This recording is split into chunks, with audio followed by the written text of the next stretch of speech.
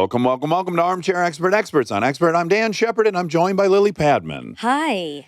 We have one of the world's great thinkers among us today. We do. He really is one of my favorite. He's like, he's regarded, of course, as being one of the smarter people on the planet. He's a Harvard professor, but he's so optimistic.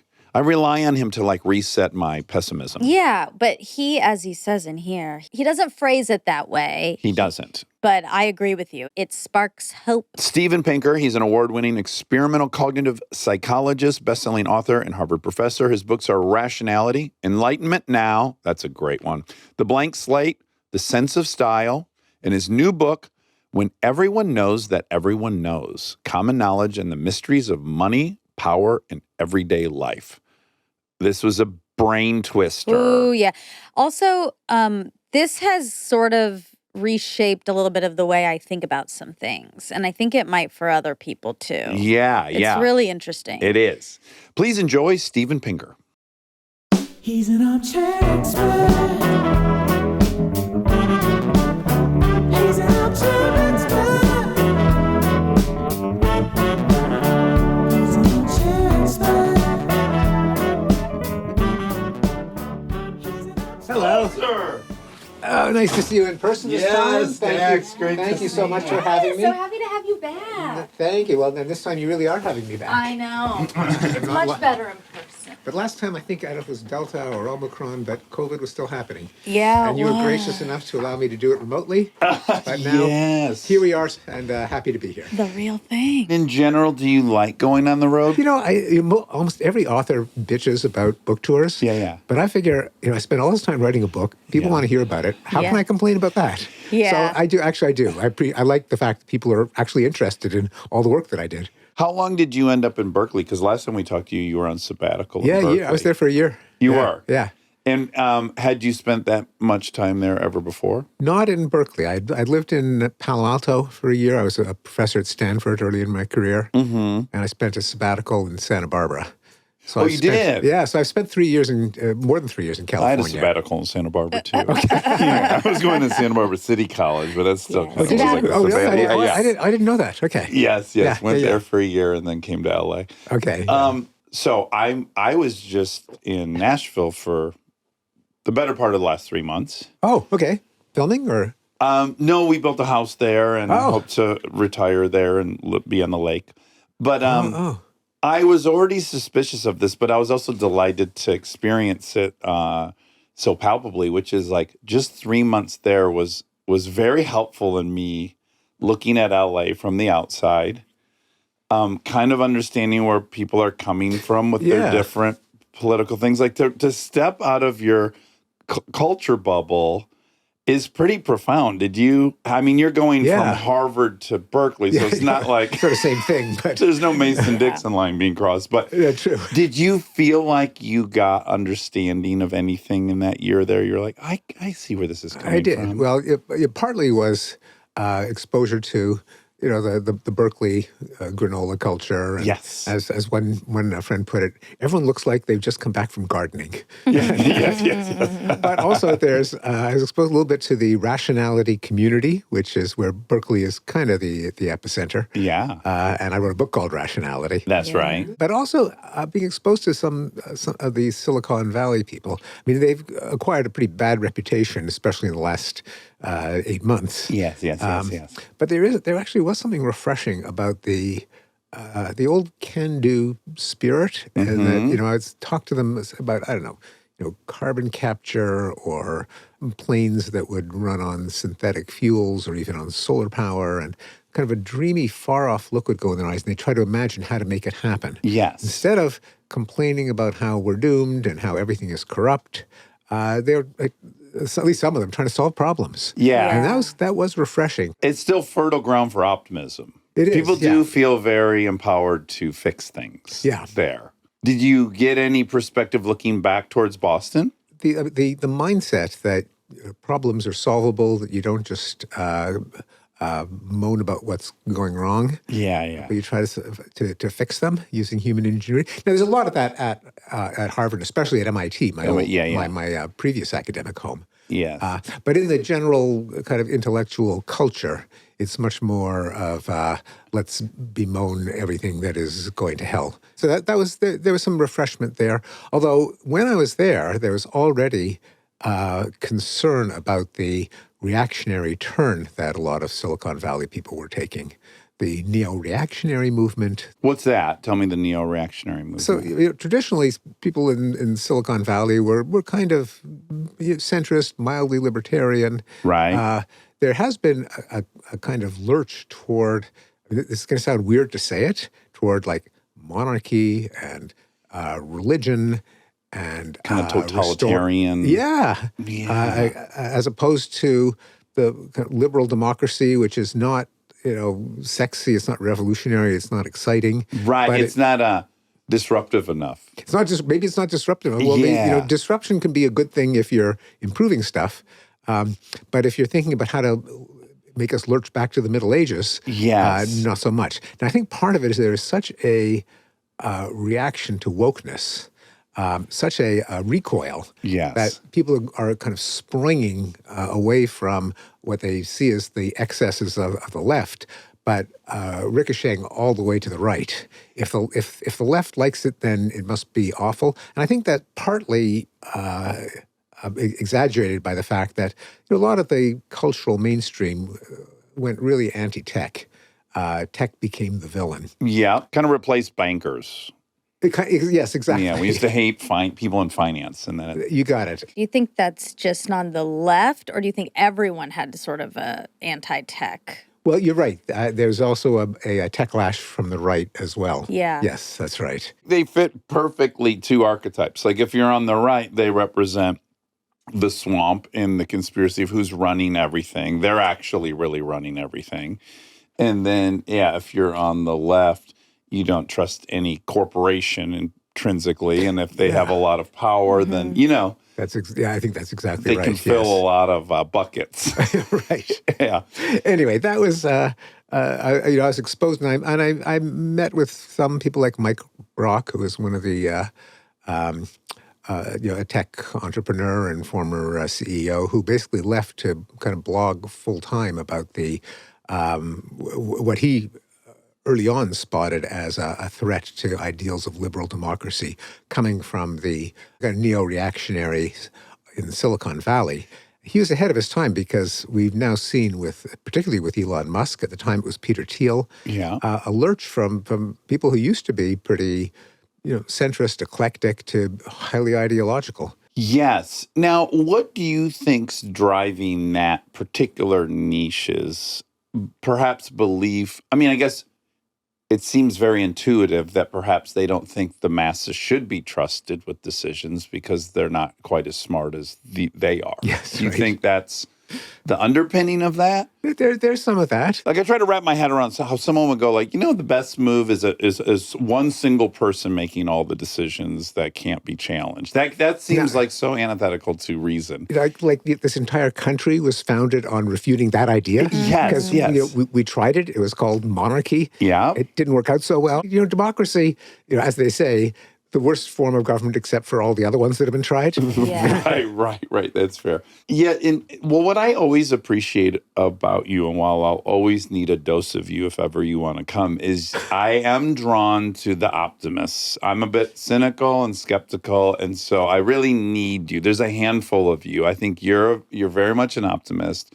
I think the ideals of the Enlightenment that you explored, and if we look at them from the long arc, they're kind of coming true. I like that message. I think Yuval's also a really kind of good, person in the intellectual space that's kind of optimistic. And then Bill Gates, of all people. Oh, absolutely, Bill Gates. There's a website, Our World in Data. Proprietor is Max Roser that I rely on. And it's with me and with Our World in Data, I'd say it's not so much optimism in the sense of putting on a happy face, rose-tinted glasses, seeing the glasses half full. Right. I mean, I think there's a role for that because it gives you the gumption to actually try to solve things with some confidence that you might succeed. Yeah, the right amount of delusion could be helpful. Or even, when you have uncertainty, you should know that within the realm of reasonable possibility is success. That's what makes it worthwhile. Right. And how do you know? Well, our ancestors were faced with pretty big problems, and they solved a lot of those. So why will we be the first generation not to solve any of the problems facing us? Yes. But it's not. I like to say it's not really optimism. It's really more just attention to facts, to data that you don't get from the news, because the news concentrates on what happened yesterday, and anything that happens suddenly is almost certain to be bad, or at least way more likely to be bad than good, Right. because things can go to hell very quickly. Yeah, rainbows are rare. You don't get the sudden, That is really true. great thing. But, good things tend to build up a few percentage points at a time, and they can compound and transform the world. Or they're things that don't happen. Like, you don't see a headline about a region of the world that isn't having a war, like Vietnam, for example. For those of us who grew up during the Vietnam War, that would have been huge news. No war in Vietnam for decades. Yeah, you're a dreamer. You're a utopian. Yeah. But, of course, no war in Vietnam isn't a headline. No war in South America, etc. So what Roseling does, what Our World in Data does, what I try to do is show you the things that you can't get from the headlines, like plotting deaths in war over time, plotting how long people live, how many mothers die in childbirth, how many kids die, how many kids go to school. And you see, there was never a Thursday in October in which it generated a headline. But if you look at the trends, it shows that we really are better off than people before us. And still, right? Still since the last... So I try to update it with kind of swallowing hard, gritting my teeth. Yeah. Because, I read the headlines too, and there's a lot of bad stuff happening. Sure.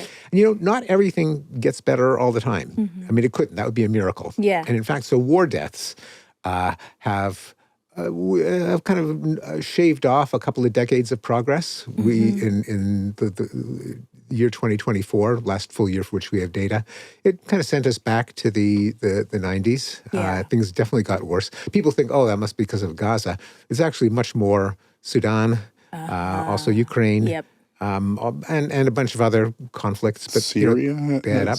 Syria in its time was one of the worst. If you look at the curve, World War II, it was just tens of millions, literally off the charts. Yeah. So let's start the clock in 1946. So even then, it goes down like that. In the last few years, it's crept up a bit. Yeah.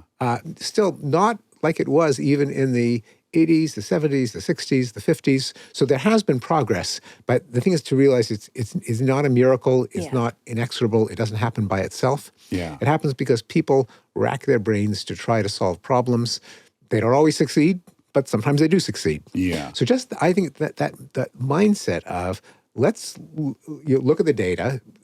Sometimes we'll find things are getting worse because sometimes things do get worse. Sometimes they get better. And by and large, in general, almost everything has gotten better. And they tend thus far to be blips rather than patterns, right? Well, the thing is, you when you're in the middle of one, you never know. Right, but I look at like the homicide rate during COVID. Yeah. It spiked and it got a little scary. It maybe even doubled in some places overnight. No, that is true. And in a sense now fallen and rejoined the initial curve. That's exactly what happened. And so, yes, I was, since one of the graphs that I plot is American homicide rates, and it's like in the 90s, there was the Great American Crime Decline, where violent crime fell in half, in some places like New York by 3/4. Yeah. And then it fell again in the 2000s.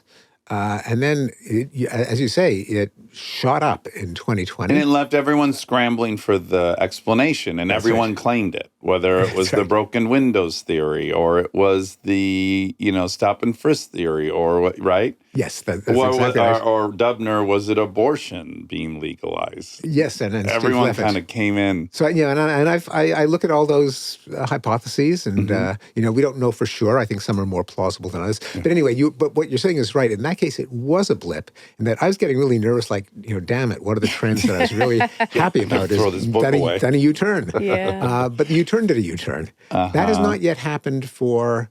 So we don't know whether it's a blip or a new normal of war deaths. Again, back to the 90s, not back to the 80s, 70s, 60s, 50s. There's a huge war that everyone forgets about between Iran and Iraq. sometimes called the Idiot War, Yeah. where maybe probably 800,000 people were killed, maybe close to 1 million. People in the 80s, people forget about that. Anyway, going back to the theme. So it's not so, some things have gotten somewhat worse. Another thing is democracy. The world got more and more and more democratic. Then about 10, 15 years ago, it kind of leveled off and went down a bit. Again, better than it was in the 80s, 70s, 60s, but not going in the right direction. Yes. Is this a blip? Will the momentum reverse? We just don't know. Right. But some things do reverse. So again, updating my graphs, I was, COVID kind of screwed up a lot of them. Yes. Not surprisingly. But since the vaccines ended COVID and the immunity, the world has gone back on track on all of the positive trends. And so we're actually at global records for GDP per capita, that recovered, longevity, that recovered after taking a dip, extreme poverty.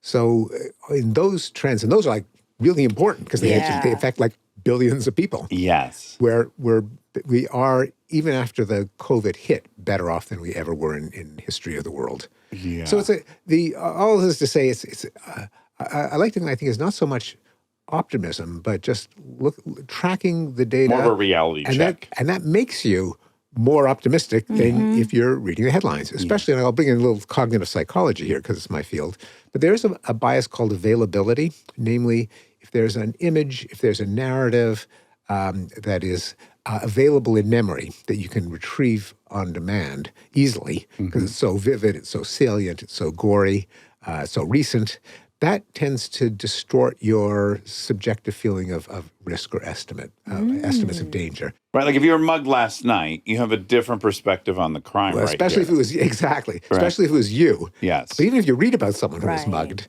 or you read about a guy eaten by a shark on Cape Cod, then everyone stays away from the beach, even though there's one death in a century. Every year people get killed in car accidents on their way to the beach. Yeah. By the dozen. Right. Yeah. So anyway, that's a distorter. That's in general the story that I like to tell.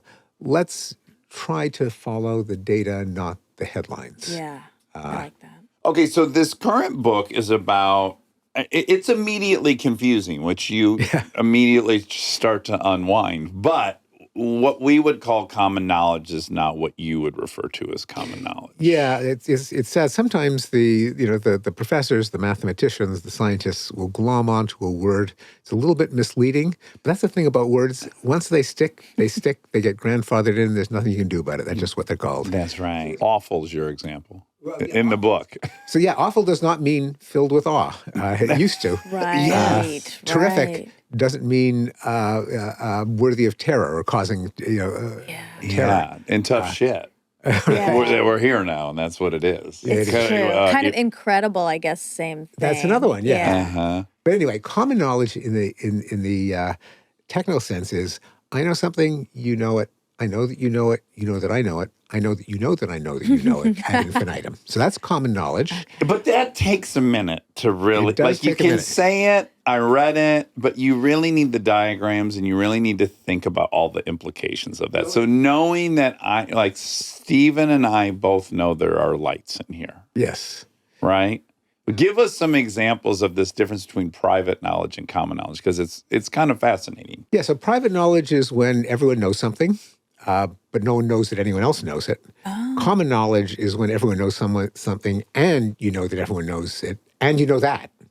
Right. Now, it sounds, mind-boggling. Like, how could it, I know that you know that. I mean, you start to get confused. It's even used as a source of humor in some cartoons and sitcoms. Well, give her And Seinfeld, because Friends. Yeah, Yes, I know Friends. it. I know it well. Everyone has told me about that episode. Yes. I wrote it down. They don't know we know they know we know. That's right. And then Rachel says, Joe, you can't say anything. And he says, I couldn't even if I wanted to. So What a that show. captures the idea. So that has 4 levels of thoughts within thoughts. Right. When it gets to 3, it starts to get hard. When it gets to 4, it's almost impossible.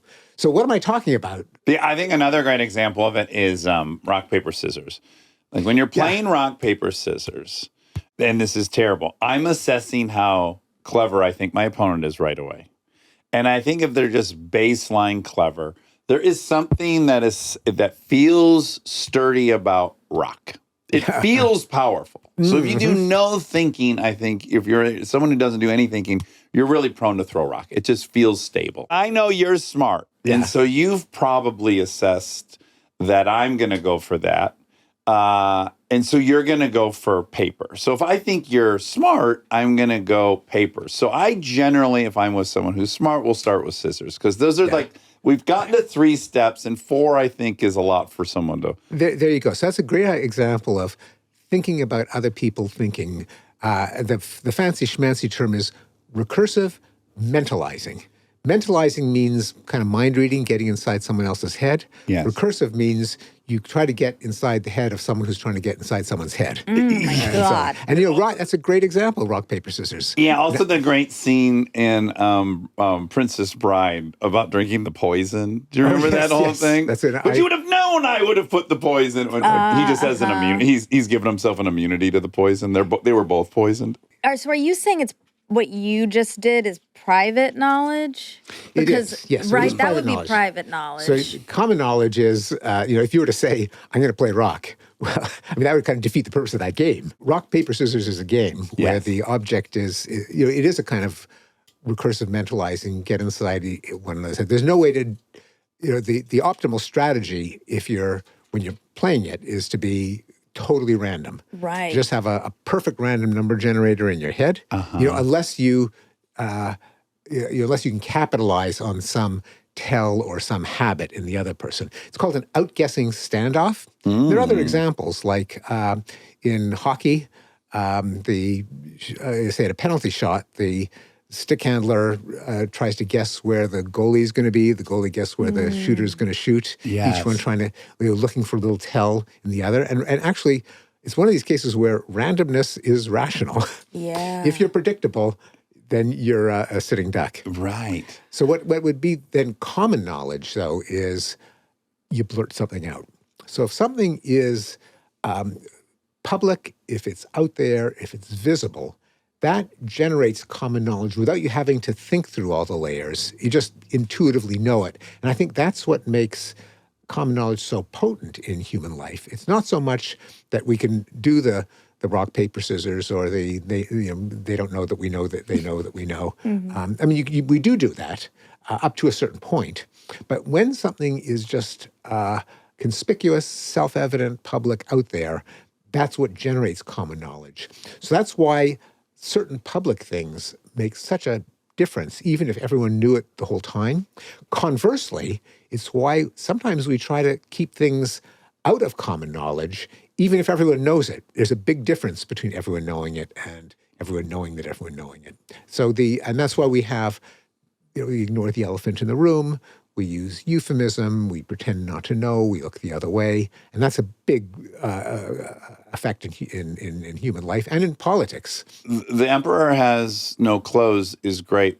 And we all know that colloquially, but just walk through the basic steps of it. So the thing about the story of the Emperor's New Clothes, it is a story about common knowledge, probably the most famous. Because when the little boy said the emperor was naked, he actually wasn't telling anyone anything they didn't already know. They could see the emperor was naked. Right. But he's changed their knowledge nonetheless. He actually was adding to their knowledge. But I think the steps are important. So people are noticing the emperor has no clothes on. Yeah. And they are presumably too nervous to say anything. And they've been told anyone who can't see the splendid garments in different versions of the story has been cuckolded, is a heretic of some is a kind. heretic, is not very smart. Right. So they've been intimidated. If you accept the story, they did doubt it. They could see it with their own eyes. Yeah. They wondered, are they crazy or am I crazy? When the boy blurted it out and everyone could hear him, and it was within earshot of everyone else, that gave them common knowledge. And crucially, here's the other part of the story that is why I began the book with it. That common knowledge changed their relationship. And the reason that I think common knowledge is so important in just everyday social life is that our relationships depend on common knowledge.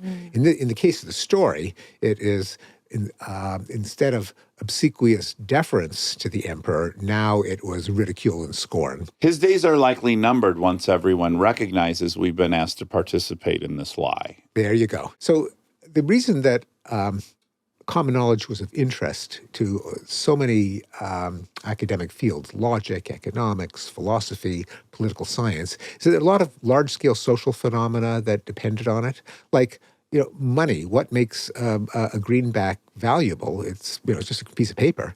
It's that other people will accept it. Why do they accept it? Because they know that still other people will accept it. Everyone knows it has value. That's what gives it value. Yeah. Conversely, when that common knowledge disappears, which it can, you get hyperinflation, and it really can become worthless. And there are other examples: political protests, crashes, bubbles, media. You say this is why autocrats hate any public demonstration, because what it's letting everyone else know is you're not alone in this assessment of our leader. Yes, and not only are you not alone, but in addition, everyone knows you're not alone.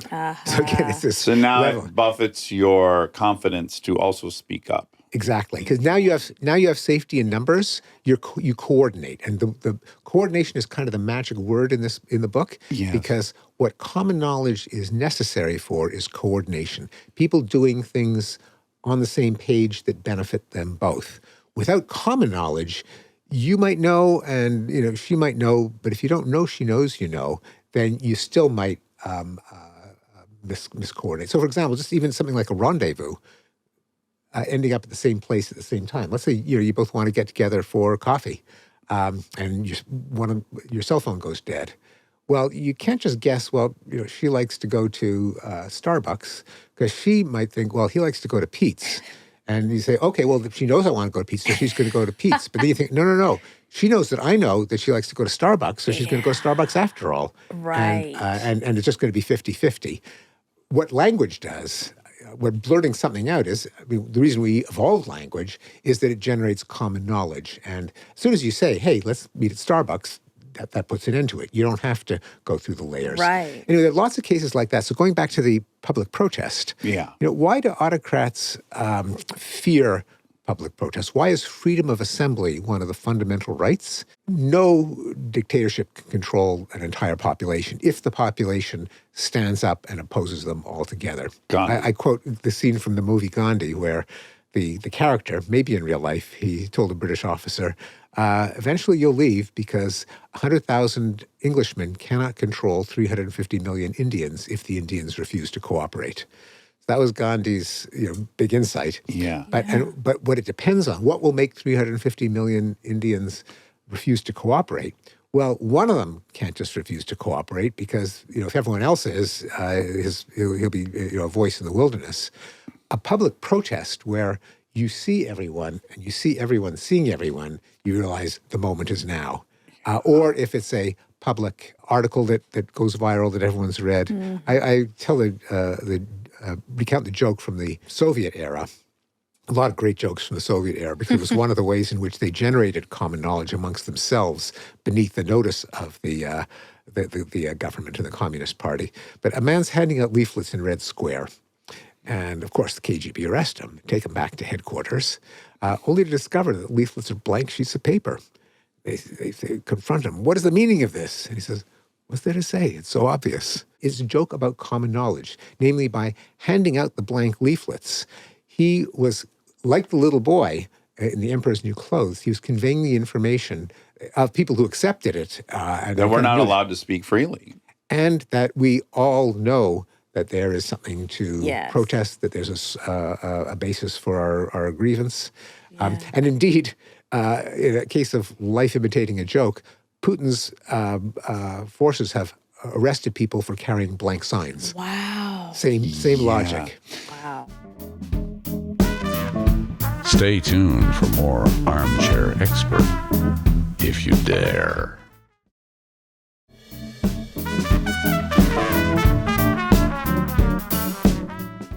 You put a passage in your book from *Sapiens*, from Yuval's book, and I was so glad to see that because I was already starting to think in terms of that book, and that book's kind of proprietary offering, at least in a really pop level was we have been able to congregate peacefully because we believe in stories. Yeah.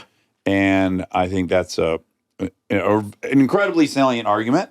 And I would argue your book actually then breaks down the mechanisms by which story does travel or how we buy into story. But you do make some distinctions between common knowledge and, say, story just broadly. Yeah. I name check Yuval Noah Harari, where the way he puts it is that human life depends on fictions like the government, the church, corporations. They're not real. He constantly says they're not So real. I think it's a really important insight. So I don't disagree with him. Yeah. What I say is that I would put it differently. They're not exactly fictions. I mean, Microsoft. There really is such a thing as Microsoft. Yeah. Now it's not stuff.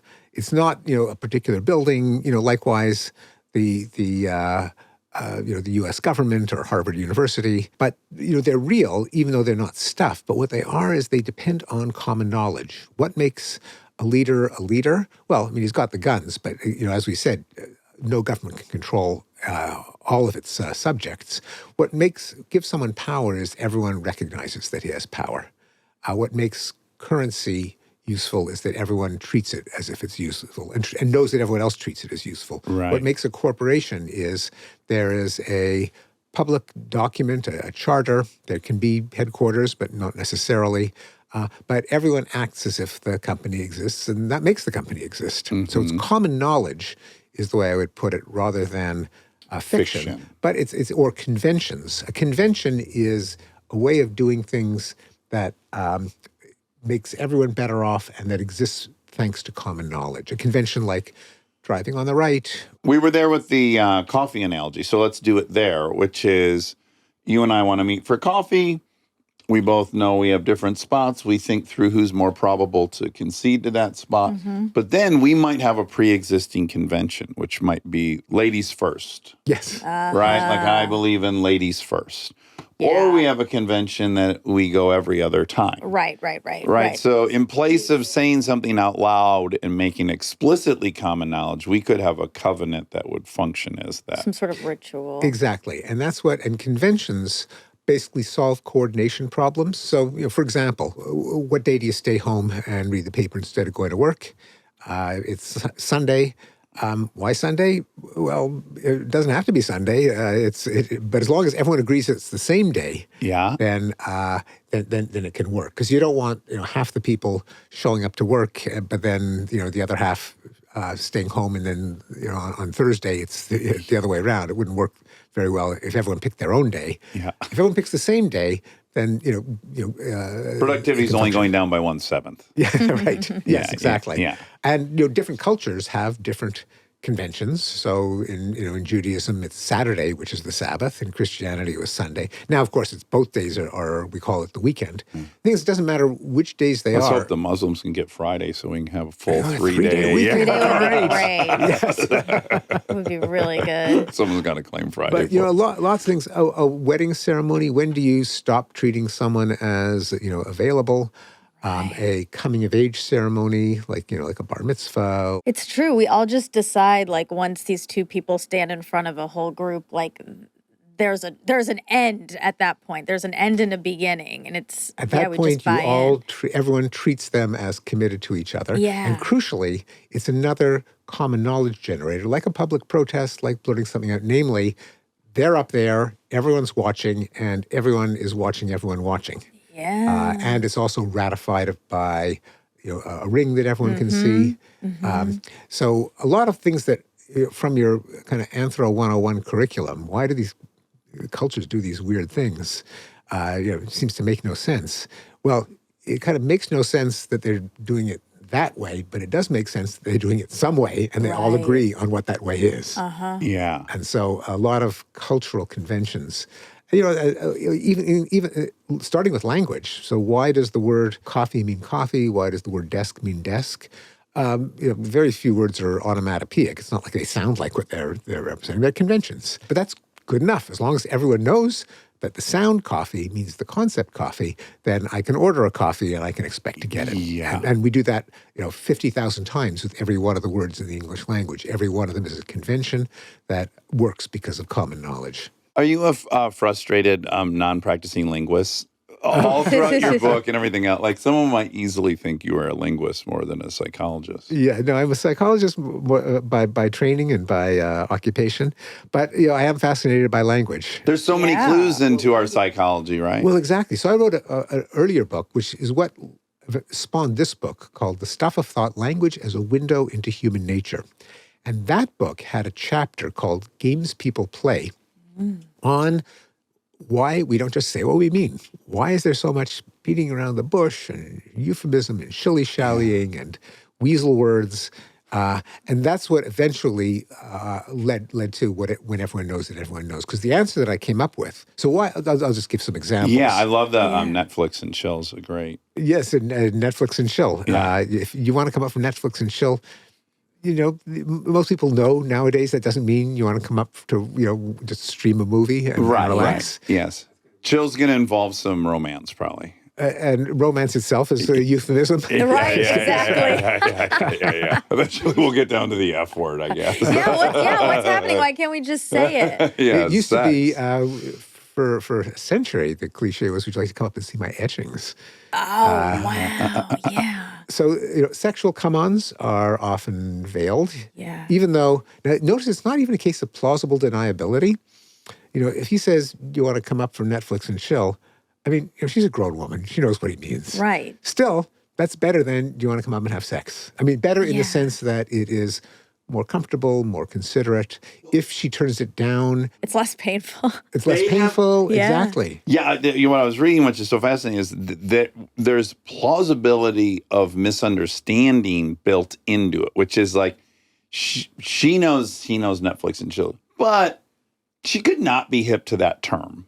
That's like one safety net we give both people. I think with the real safety net is, though, she could think he may think that I'm not ignorant to that term, and he could think she might think that I think that she's ignorant to the term, even because it's not so plausible that either one doubts that the other one knows it. I mean, they're grown-ups. Yeah. In fact, I did a study that when you ask people to witness dialogues and you say, it could be a threat, could be a come on, could be a bribe, and does the hearer know what the speaker is up to?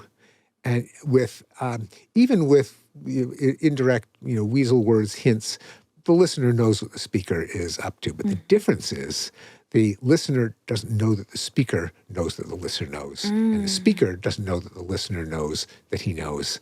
And so there's no common knowledge, and I think that more plausibly, because grown-ups know how to interpret language. Yeah. So why it doesn't pass the giggle test? Then why does it still work? And I think I argue that the reason that it works is that it gives you deniability of common knowledge.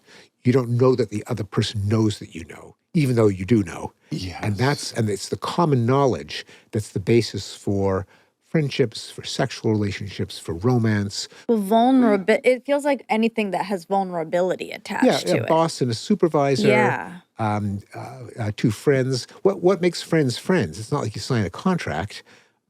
I'm friends because you think that we're friends. And why do you think you're friends? Because I think that you think that we're friends. I mean, that's what a social relationship is. And a blurting something out changes the common knowledge and therefore changes the relationship. When you want to not change a relationship, but you still have information that you want to slip through, that's when you use politeness, euphemism. Finishing up Netflix and chill, what I thought was fascinating was the sentence that was like, they can maintain a platonic relationship in the wake of Netflix and chill. Yeah. But I'd like to come upstairs and have sex with you. That's the end we of that. cannot participate in this illusion that it's platonic anymore. That's exactly right. It permanently changes the nature of the relationship. You can't go Right. as we sometimes say, some things once said can't be unsaid. Yes. And the reason I claim is when they're said, they generate common knowledge. Common knowledge is what determines your relationship. This just proves how we figure out how to operate in nuance, even though everyone's so opposed to it and you're so drawn to everything that's definitive. we have all these mechanisms. Like, we want to be able to speak in nuance. Maybe I just advanced on you, but also I can act like it was a joke and it's a silly word I use. Like we have figured out how to dance in that murky nuance. Well, see, this is what, a lot of our mental life is thinking about what the other person thinks about what we think about what they think. And a lot of fiction, a lot of movies, a lot of novels are driven by the viewer or the reader trying to get into the characters' heads while they're trying to get into other characters' heads. Sometimes also trying to get into the author's head, like a mystery. The whole point of it is like a workout of the mental muscles that you use in recursive mentalizing. That is to say, thinking about other people, thinking about other people thinking. Yeah. That's kind of what makes mysteries so engaging. Yes. Yeah. Yeah, we're drawn to that. We know that that's an important thing to understand. Okay, so if direct speech is the quickest way to common knowledge, and then in the absence of that, we can have conventions, ladies first, every other time. Talk to us about focal points and how those get brought in to bridge this. Yeah, so a focal point or common salience is when you don't have common knowledge. That is, let's say you're incommunicado, your cell phone goes dead, you just haven't been able to meet and agree on things. You don't have a convention, that is some rule that you can fall back on. Right. Then what do you do? So this goes back to probably the first discussion of common knowledge from a brilliant man named Thomas Schelling. He said, imagine a couple gets separated in New York. This was in 1960, so cell phones were yet to be invented. How might they find each other? And he says, well, as we talked about before, they can't try to get into each other's heads about where they're likely to go. But he said a good solution would be they both go to the clock at Grand Central Station at noon. Not because necessarily it was convenient, not where they got separated, but if anything is going to pop into someone's mind, that would be just because it sticks out. Yeah. You are trying to think of what's going on in other people's heads while knowing they're doing the same thing. And pop-out salience, conspicuity is a solution to that problem. Now, the thing is, it's not just in this somewhat contrived case of being separated, but there are lots of cases where focal points solve human problems. So an example is two people are bargaining. Now, when you bargain, let's say you're dickering with a car dealer. There's a range of prices where he can make a profit. There's a range of prices that you're willing to pay. The car is worth it. Now, of course, and you both want to come to some agreement, any agreement, rather than walking away, because you really do want the car. You're willing to pay for it. He wants to sell it to you. Yeah. But how do you decide on a price? What people often do is they split the difference. Yeah. Or they settle on a round number. As Schelling put it, is that the salesman who says that his rock bottom price on the car is $30,007.62 is pleading to be relieved of $7.62. Yeah. So a round number, splitting the difference is a focal point. That makes a difference in international relations. Sometimes wars have been ended when a diplomat or mediator suggests some focal point that they agree on. So, for example, the Bosnian War was ended by Richard Holbrooke, when he said that Bosnia-Herzegovina, we're going to divide it so that it's 51% Bosnians and Croats, 49% Serbs. Now, where do those numbers come from? Yeah. Well, if Bosnians felt that a country called Bosnia has got to be majority Bosnia, but there are all those Serbs there, and they're going to, fight and kill if they're worried about their interests. The 51-49 was a way of satisfying the idea it's got to be majority Bosnia without too much ethnic cleansing. Right. And there are other kind of focal points like that in international relations that could make a difference, including a really important one, which we're now seeing threatened, is lines on a map. There's, going back to our discussion of progress from earlier in the conversation, one of the things I wrote about my previous books was the fact that there are fewer wars since World War II than there were in the centuries before. And in particular, the great powers didn't go to war with each other. Why? Well, one reason is the world decided to freeze the borders on the map. Even if they were illogical, even if they ran in the middle through territories, they separated ethnic groups. It's like the lines are there. if we accept them, it prevents endless bickering Yeah. and sometimes invasions and sometimes ethnic cleansings.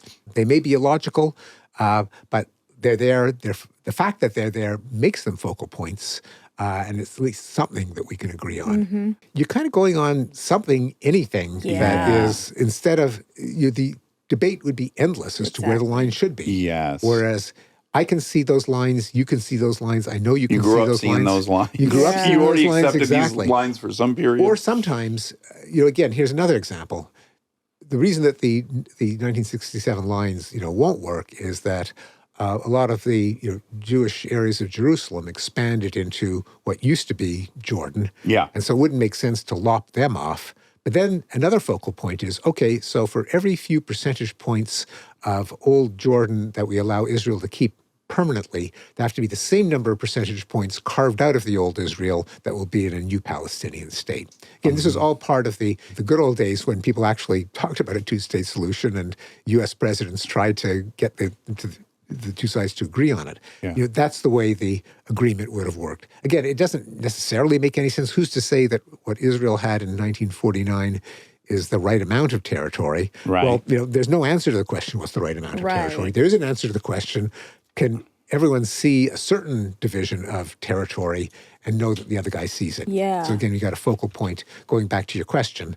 Why is gerrymandering allowed in this Oh, yeah. country? It's like the antithesis of that. It's like you can just move the lines anytime you want. That's a good point. I hadn't thought to make the connection. But yeah, one of the reasons that gerrymandering is considered outrageous is that it is not a focal point. It's done expediently. It is Right. done to maximize the number of representatives that the side doing the gerrymandering can claim. Yeah. I want to talk about how these concepts apply to a few different categories.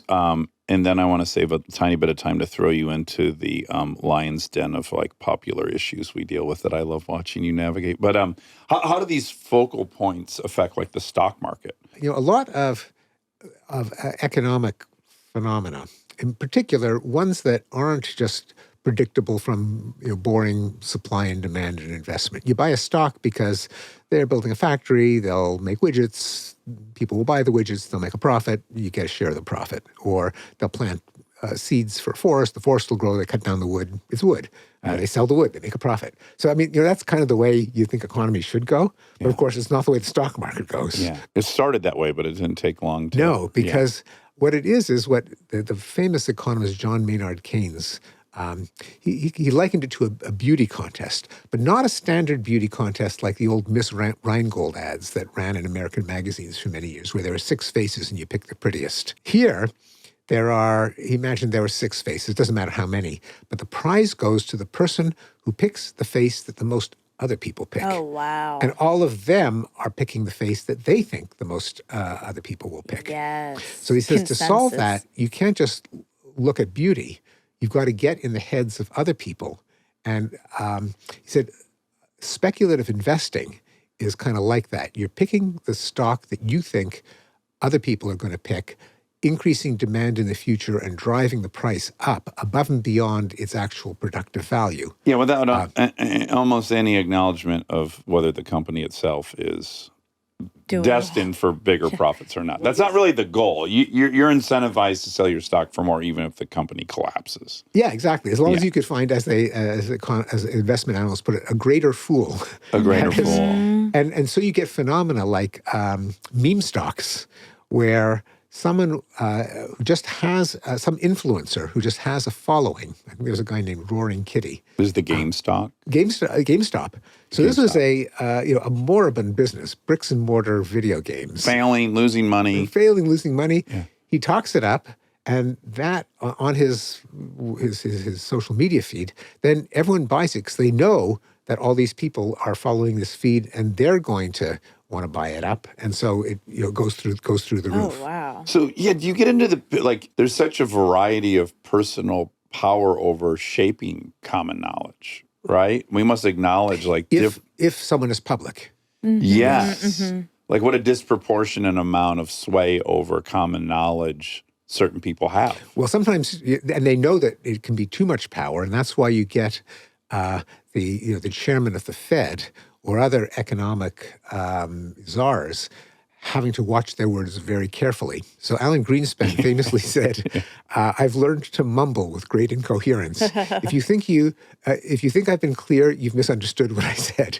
Because he knew that any little hint that he gave of, say, the economy getting better, getting worse, veering toward recession. Yeah, for the last 6 years, it's been, is he going to lower the interest rate? So any adjective he uses could send a huge surge in the stock market. So I quote Alfred Kahn, who was Jimmy Carter's inflation zeal, and he said, the president has told me I must, I've never used the word depression because using the word can actually make it happen.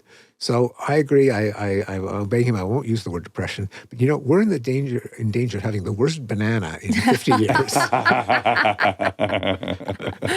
Oh wow. Okay, now Super Bowl ads. These are fascinating. I liked hearing about how different people. It didn't even occur to me that public and private knowledge are at play and like what products people advertise. So just talk about the power of the Super Bowl. Well, here I owe a lot to a political scientist named Michael Chue here in Los Angeles, UCLA, who wrote a book, kind of a predecessor to my When Everyone Knows That Everyone Knows, called Rational Ritual, where he talked about the Super Bowl phenomenon. And the phenomenon is there are products that can't succeed until lots of people adopt them, but why would people adopt them unless lots of other people adopt them? Like they'll only work at scale. They only work at scale. So you're introducing a new credit card. Like when the Discover card was introduced, it was a really good credit card. There were cashback bonuses and good terms. But the thing is, why would you get a Discover card if you didn't think any vendors were going to accept it? And why would a vendor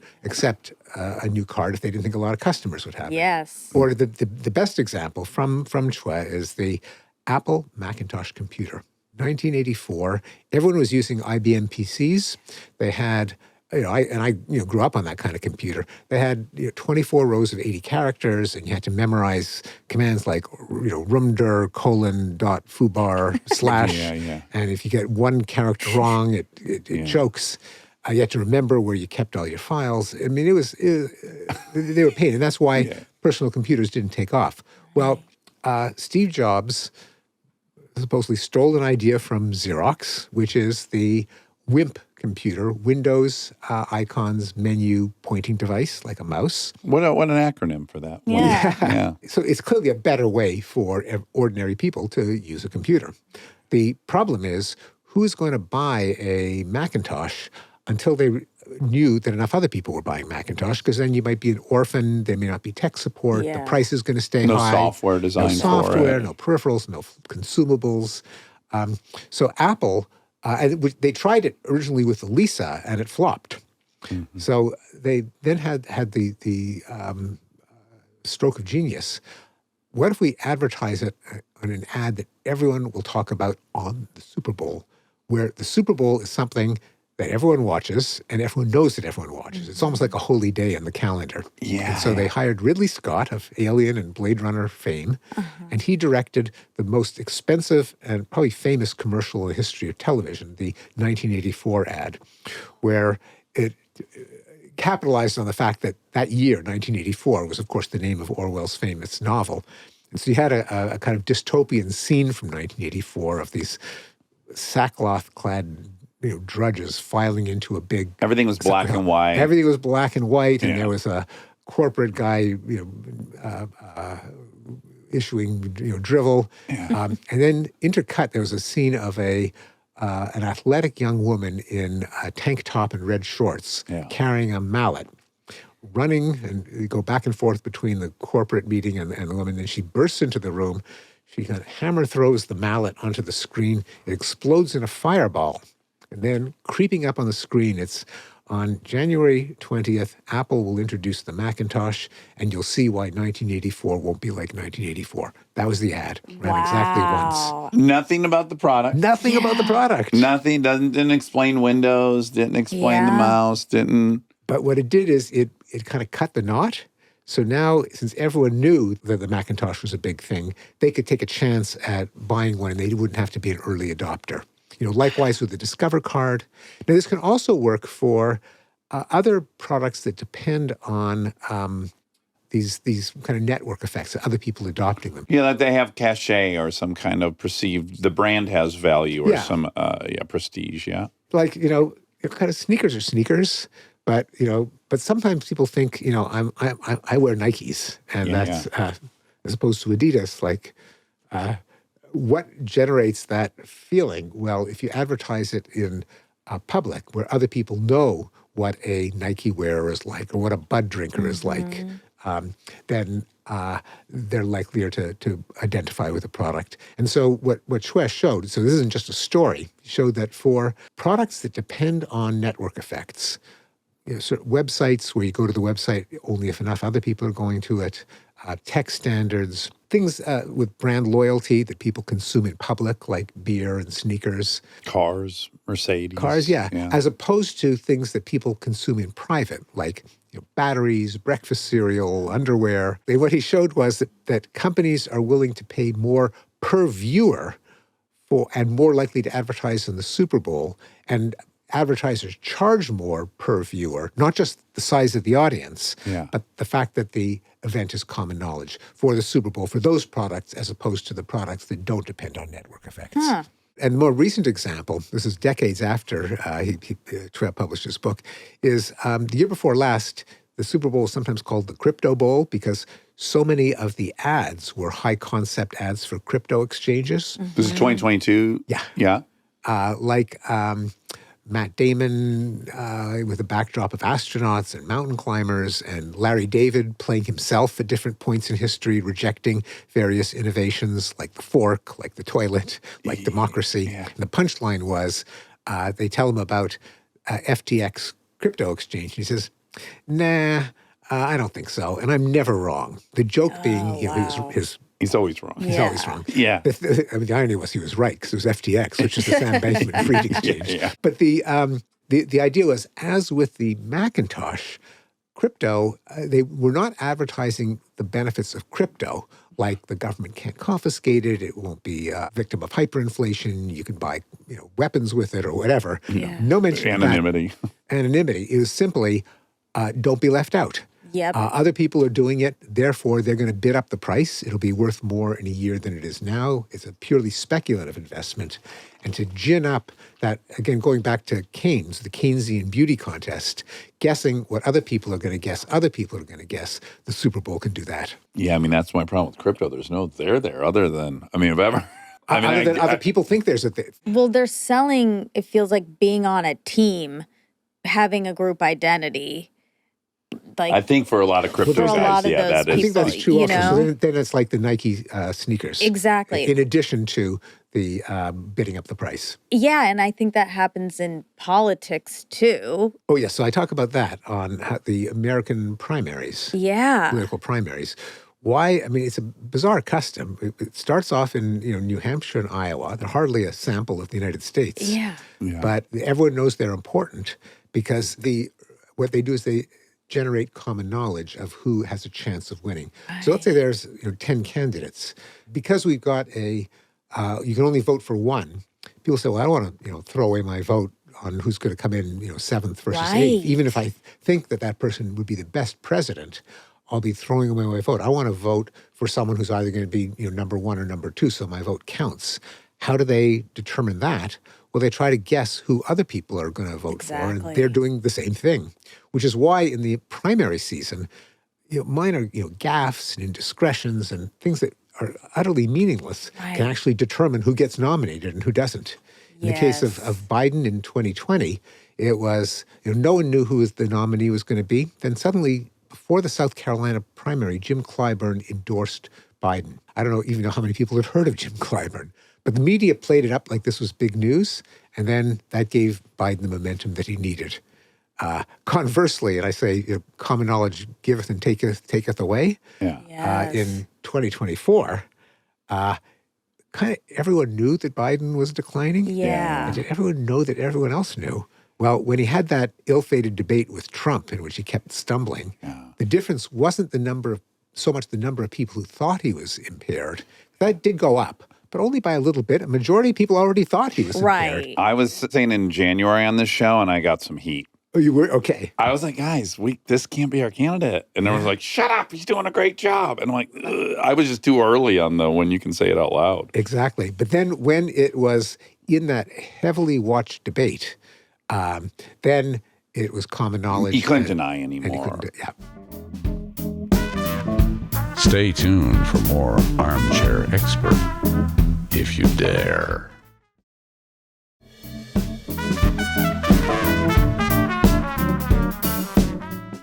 Okay, money is fascinating. I like this whole chapter on the donating. Oh, And I guess if you could do a loose hierarchy that this famous rabbi came up with. And that Maimonides. You didn't studied it in real time in present day, and it pretty much holds true. Yeah. So this is kind of my earliest encounter with the idea of thinking about thoughts. Because when I was in Jewish Sunday school as a kid, we were taught Maimonides' ladder of righteousness, or charity, depending on how it's translated, where the righteousness of a gift does not just depend on the cash value of the gift, but also on the circumstances of giving, in particular, the states of knowledge of the donor and the recipient.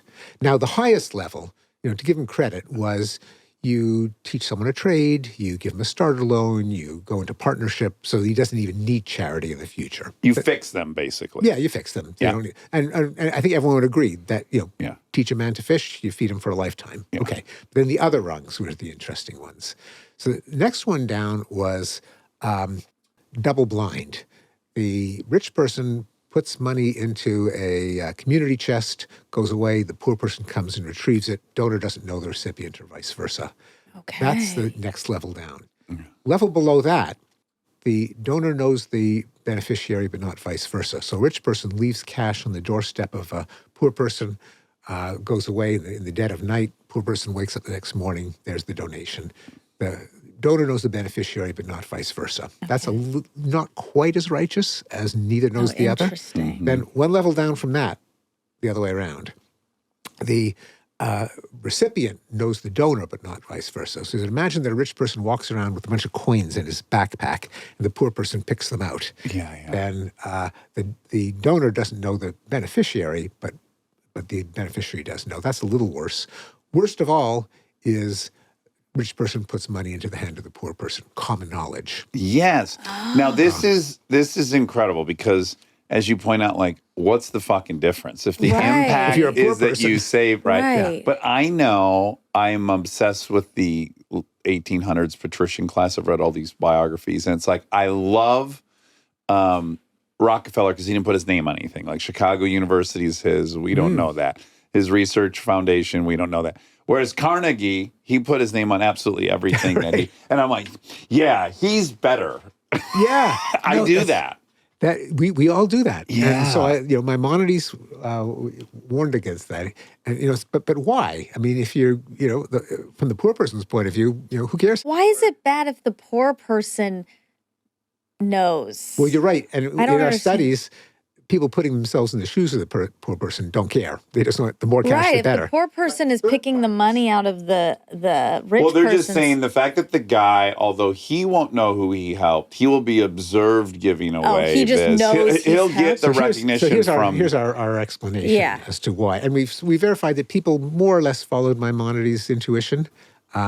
They agree that a common knowledge gift is less righteous than a double-blind gift. Yeah. That is, the person is more generous, is more likely to donate in the future. You should give the Curb Your Enthusiasm example because it really yes, I articulates call it Rabbi Larry Ben David, another great Jewish thinker, and it actually is a great He Jewish is, thinker. yeah. So the episode was Larry donates money for the wing of a conservation nonprofit, and it's named after him. Carved in stone, donated by Larry David. And the other wing says donated by Anonymous. Now people are starting to, kind of cluck and gossip. Hey, do you know who Anonymous is? It's Ted Danson. I said, wow, what a great guy. Yes. And, Larry's really peeved. This is his rival. He says, I didn't know that you could donate anonymously and people would know about it. I would have taken that option, okay?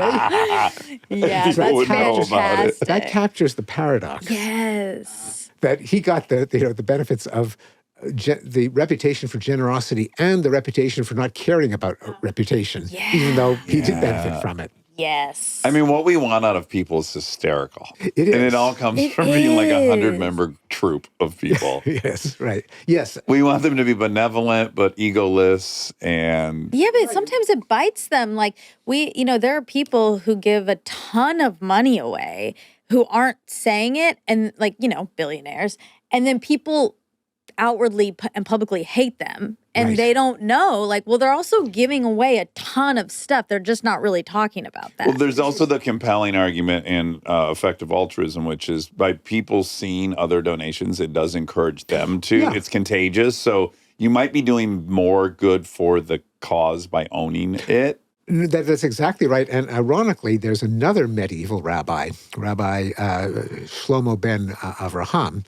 Contra Maimonides, he argued exactly that. There's a righteousness in publicizing exactly because it'll incentivize others. So Bill Gates, probably the world's biggest philanthropist, he's not anonymous, and for a reason. Namely, he can kind of cajole, shame his fellow billionaires. Yeah. Also, he's an example of look what I did, and you will live. You can give away this mass fortune. You'll be just fine. Well, yes, and his fellow billionaires would then be, kind of keeping up with the bills. Yes, exactly. With the Gateses. No, it's one of the most genius aspects of his already genius foundation. Absolutely. And I talk about in the book about how the opposite was Steve Jobs, who was kind of criticized for not giving anything away. Right. Then in an incident worthy of Curb Your Enthusiasm, Larry David, Bono kind of outed him posthumously, said, oh, no, he really did give a lot, but he just was not the kind who cared about his reputation. Right. And so all of a sudden, oh, Jobs, what a great guy, like Larry. Better than Bill Gates. Like Ted Danson, even though... Oh, that's interesting. Although Jobs gave away 1,000th of what Gates gave away. And had probably 1/1,000,000th of the impact because he did it in this also secret way. Methodology that yields results. Right. Exactly, yes. Yeah. So anyway, those are some of the paradoxes that I talk about. I want to read the list because in that section, you're quoting somebody. The social paradoxes. Social paradoxes. David Pinsoff deserves the credit for this. Yeah. It's just people of means judging other people, though, as you say. The poor person is not judging any of this. They want the money and that's it. That's exactly right. So we showed that in our studies. Yeah. If you take the point of view of the recipient, they don't care. If you take the point of view of a third party observing it, they care. Yeah. But also you can be poor and hate the rich people. Well, that's true also. For not giving enough money. Getting it. Yeah, if they're not getting something from them. Oh, yeah, this list of phenomena by David Pins is great. We try to gain status by not caring about status. We rebel against conformity in the same way as everyone else does. We show humility to prove we're better than other people. Fuck, that one is so prevalent right now. We don't care what people think, and we want them to think this.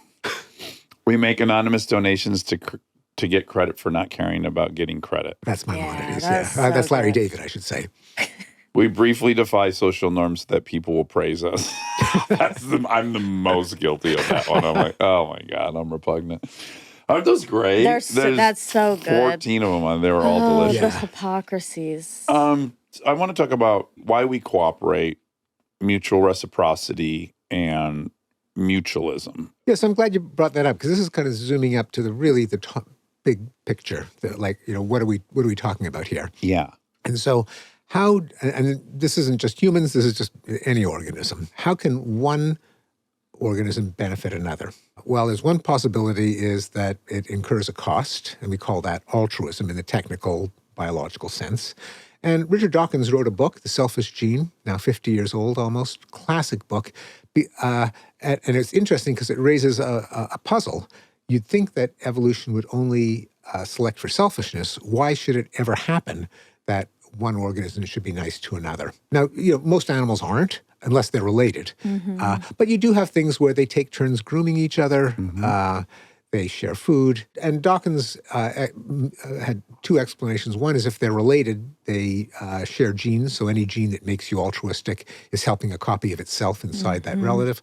Or reciprocity. If you trade favors, then both of you, everyone could win in the long run. Yeah. But a lot of good deeds in the animal kingdom aren't altruistic in this technical sense of you pay a cost when you benefit someone else. But in some cases, each one benefits the other. So an oxpecker bird picks ticks off the back of an ox or a zebra. It's good for the oxpecker because they get a meal, all those yummy bugs. It's good for the ox because he's tormented by fewer pests, and so everyone wins. There was no sacrifice made on either end. I mean, except for the ticks. But Yeah. We're not worried about them. We're not worried about No. that. So that's sometimes called mutualism. And there are lots of cases, cleaner fish, symbiosis, where everybody wins. And so there isn't the same evolutionary paradox, because if everyone wins, then of course they can both evolve. What I point out is there's a different dilemma. And the dilemma isn't motivational, like, oh, is he going to cheat me, exploit me? Is he going to, take but not give when it's his turn? Is there going to be treachery? Is there going to be guilt? Is there, all that drama, which I think is very real. Yeah. But in these cases, it's a different problem, and that is getting on the same page. It's more of a cognitive problem. And here we go back to our couple rendezvousing, all these other cases where it's good if everyone is on the same page, but how do they get there if each has to know that the first one knows that the second knows that the first one knows ad infinitum? And Yeah, social functions relying on both cooperation and coordination. Coordination, yes. And this is really solving the coordination issue. Exactly. So the book is about coordination, and there are, and as with human focal points, like meeting at Grand Central at noon, some animals have evolved without much cognition, thinking, even a brain. They solve the problem with focal points. So I give the example of the annual Great Barrier Reef Sex Festival, as biologists call this it. sounds Tell me exciting. more. I want to plan a trip around this. Oh yeah, you got to be there. So coral have this problem. They're stuck to the reef. They can't they can't get out and get around. Yeah. How do they mate?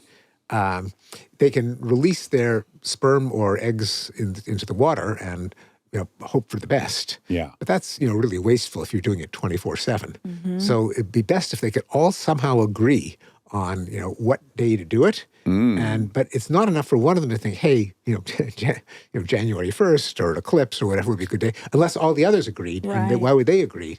Now, of course, we're using agree metaphorically here because they don't have brains. Yes. So there's nothing they can think with. So it's all a question of what evolves that works in practice. What works for them is a fixed number of days after the full moon, say 6 days after the full moon, that's when they release the sperm, that's where they release the eggs, and so it's concentrated enough they can find each other. Oh my God. Not to get too in the weeds, but are they responding to the gravity or the light? Light. The light. Yeah. Okay. And how they plan 6 days. They set their This is stop. wild. They hit their stopwatch. How do they know what day Well, it there are a bunch of molecular clocks. Right. They have a circadian rhythm like Exactly, ours. circadian rhythm. Yeah. And so the full moon is their focal point, their clock at Grand Central, Yeah. and they solve the coordination problem. Sorry, I'm too distracted by this. But what happens on a cloudy night? Does it fuck up the whole system? Or Yeah, good question. Okay. I don't know. Yeah. Maybe they have more receptors to that. Or Or they something. can tell it's off cloud full. Australia. It's not that much. There's not that much clouds. Yeah, they're blessed Yeah. with really clear skies down there. Or maybe they don't even need clear sky, but just a difference between, Right. maybe just the difference between the night before, or actually I don't know the answer. Yeah. Okay. Okay. Now I'm throwing you to the wolves. Okay.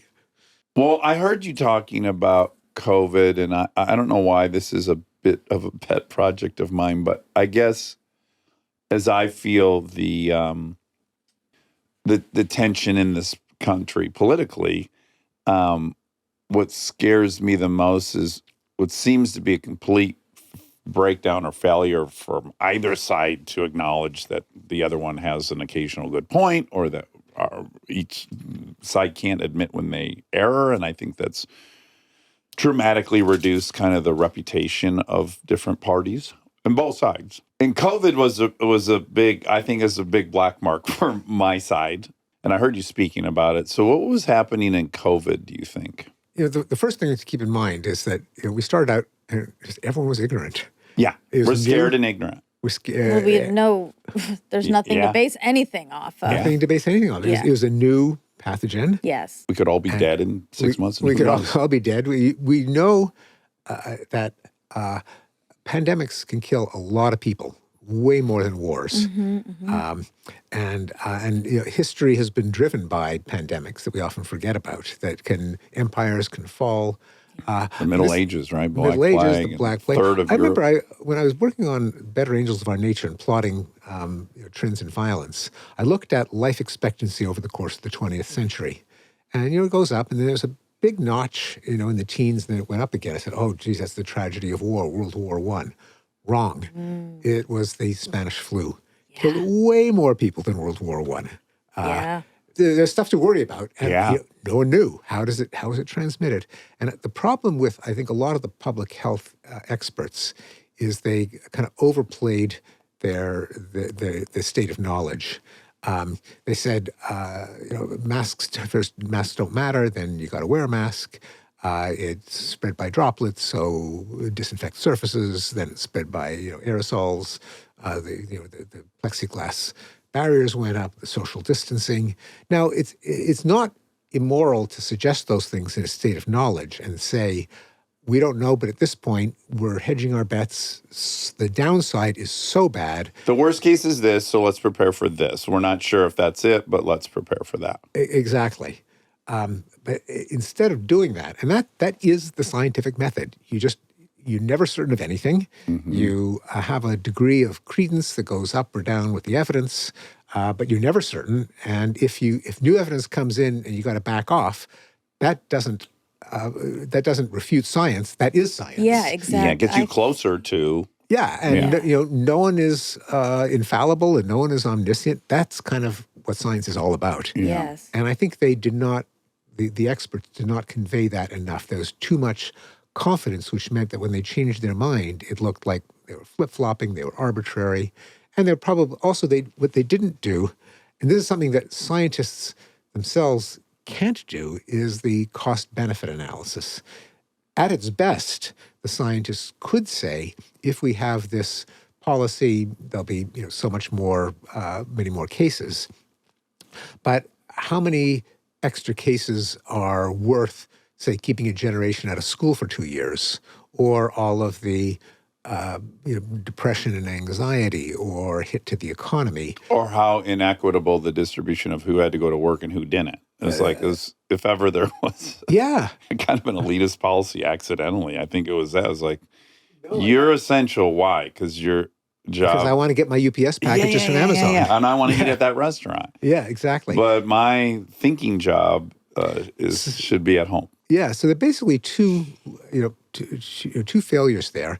And, I devoted a chapter in my previous book, Rationality, to each one of them. One of them is calibrating your degree of confidence in an idea according to the strength of the evidence, sometimes called Bayesian reasoning. And the other is decision-making under uncertainty and risk. Namely, given that you're not certain, we're never certain. No one's ever certain. We're not God. We're not angels. Given that there can be mistakes in both directions, there can be false alarms, that can be bad. There can be misses, that can be bad. How do you make the optimal decision trading off the false alarms and the hits and the misses? And I think the people in charge didn't give enough attention to both of those dilemmas. And they're just dilemmas. Yeah, they're all going to come with a downside and an upside. It's a trade-off. You're trying to do an analysis. But I would add a third category of issue, which was a kind of reckless deplatforming, demonetizing, canceling of anyone who was suggesting otherwise. I don't fault anyone for the approach. Makes total sense to me, and I get it. Shutting down opposition. Yeah, no, I think that was you're right. That's another problem. And that's like a third problem, which is given that we are all fallible, given that the only way we've bumbled our way toward any kind of progress is people say things, other people tell them they're full of crap. Yeah. If you disable that by saying there's some things you can't say, we might have false beliefs and no way of determining what they are. Yeah, and I think we're like somehow our categorical nature has been most weaponized in that situation where if you were opposed to it, we had a clear distinction for you. You don't believe in science. Lock, stop. Like, you don't believe in science. So this is a fruitless endeavor for me to talk to you about it. That kind of wholesale write-off of people based on some wordage is a little... Absolutely. And the irony is that the whole thing about science is it is a way of dealing with human fallibility, human ignorance. It's got to be open to criticism. It's got to be open to criticism. That's it's the way it works. Quintessential ingredient in the method. Now, of course, it doesn't mean anyone can believe anything they want. Sometimes the evidence really does lean in very strongly in one direction. But the part of human nature that makes science so difficult and alien to a lot of people, including sometimes scientists themselves, is, ideally the idea is, facts don't care about your feelings. Everyone's entitled to their own opinion, but not their own facts. It's that, my science doesn't care about your feelings. So these are all vital, but these are not the way people naturally think. I think we naturally think when it comes to big cosmic questions, why do bad things happen to good people? Why do wars start and revolutions and epidemics? And we like to think in modern times, well, we can answer those questions. We've got scientists, we've got journalists, we've got data specialists, we've got archives, we've got experiments. It's going to be hard, but we can actually answer those questions. And so you ought to believe only what the evidence points to. For most of human history, thousands of years, none of that existed. You could not find out. Ask, why did a plague happen? We're never going to know. What's an uplifting myth that brings the people together and inspires us all? And the idea is, no, you can't just believe something because it makes you feel good. Right. You believe it only if it's true. And even if it's true and it makes you feel bad, you still got to believe it. I think that's the right attitude, but it's a deeply weird attitude. Yeah. We don't naturally think that way. Yeah. So along those lines, what price do you think academia has paid for being pretty explicitly left-leaning? Yeah, I think it's a problem in a number of ways. One of them is just reputation. The confidence that people have in universities has been sinking. As Donald Trump has tried to cripple universities, there's not been enough pushback from the public. I mean, they should be saying, hey, these are the guys who are going to be finding cures for Parkinson's disease and treatments for paralysis. Alzheimer's. And Everything. Alzheimer's. Yeah, give us clean energy. Prosthesis for people who are paralyzed. Kneecapping the institutions that are going to give us that doesn't make any sense. But I think that some of the opposition has been muted. Like, well, aren't universities just indoctrination camps for wokeism? So that's one problem. The other is universities just going about doing their business are going to be led into some errors if some opinions, you can't say that, because the things that you can't say, well, they might be right. And even if they're not right, this is an argument that goes back to John Stuart Mill and his famous essay on liberty, which kind of made the classic case for free speech. He said the reason that there should be free speech is threefold. One of them is the other guy might be right. The other is the other guy the truth might be somewhere in between. Yeah. The third is, even if he's wrong, you'll have better reason to believe what you believe if you can explain why he's wrong. Right. Now, universities, I think, have fallen down on those principles. Yeah. You've got many departments where it's 100% left, and the left isn't right about everything. No, as it turns out, no one is.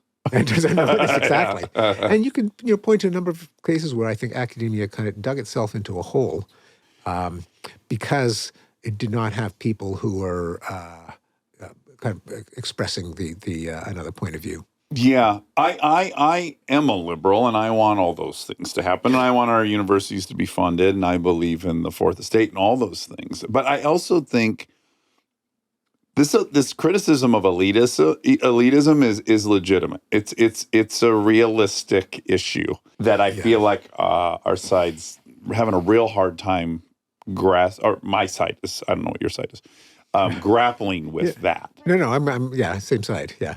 I really struggle Well, just with if you're this. looking from the outside and you go, these institutions are deeply liberal. We agree on that. Yeah, I think that's also a talking point. I think the right is really pushing that talking point hard, so that there is this like, ew, universities are liberal. I think that's part of the propaganda. It is, right? Like it's being pushed. Yeah, and I've written about this. I wrote an article called Harvard Derangement Syndrome. How I've been a big critic of Harvard, even though I'm a Harvard professor. Yeah. and they're fine with that. Yeah, which is great. Which is great. But so I'm not just defending my team. I'll identify what the problems of Harvard are, but some of the attacks have been just like out to lunch. Yeah.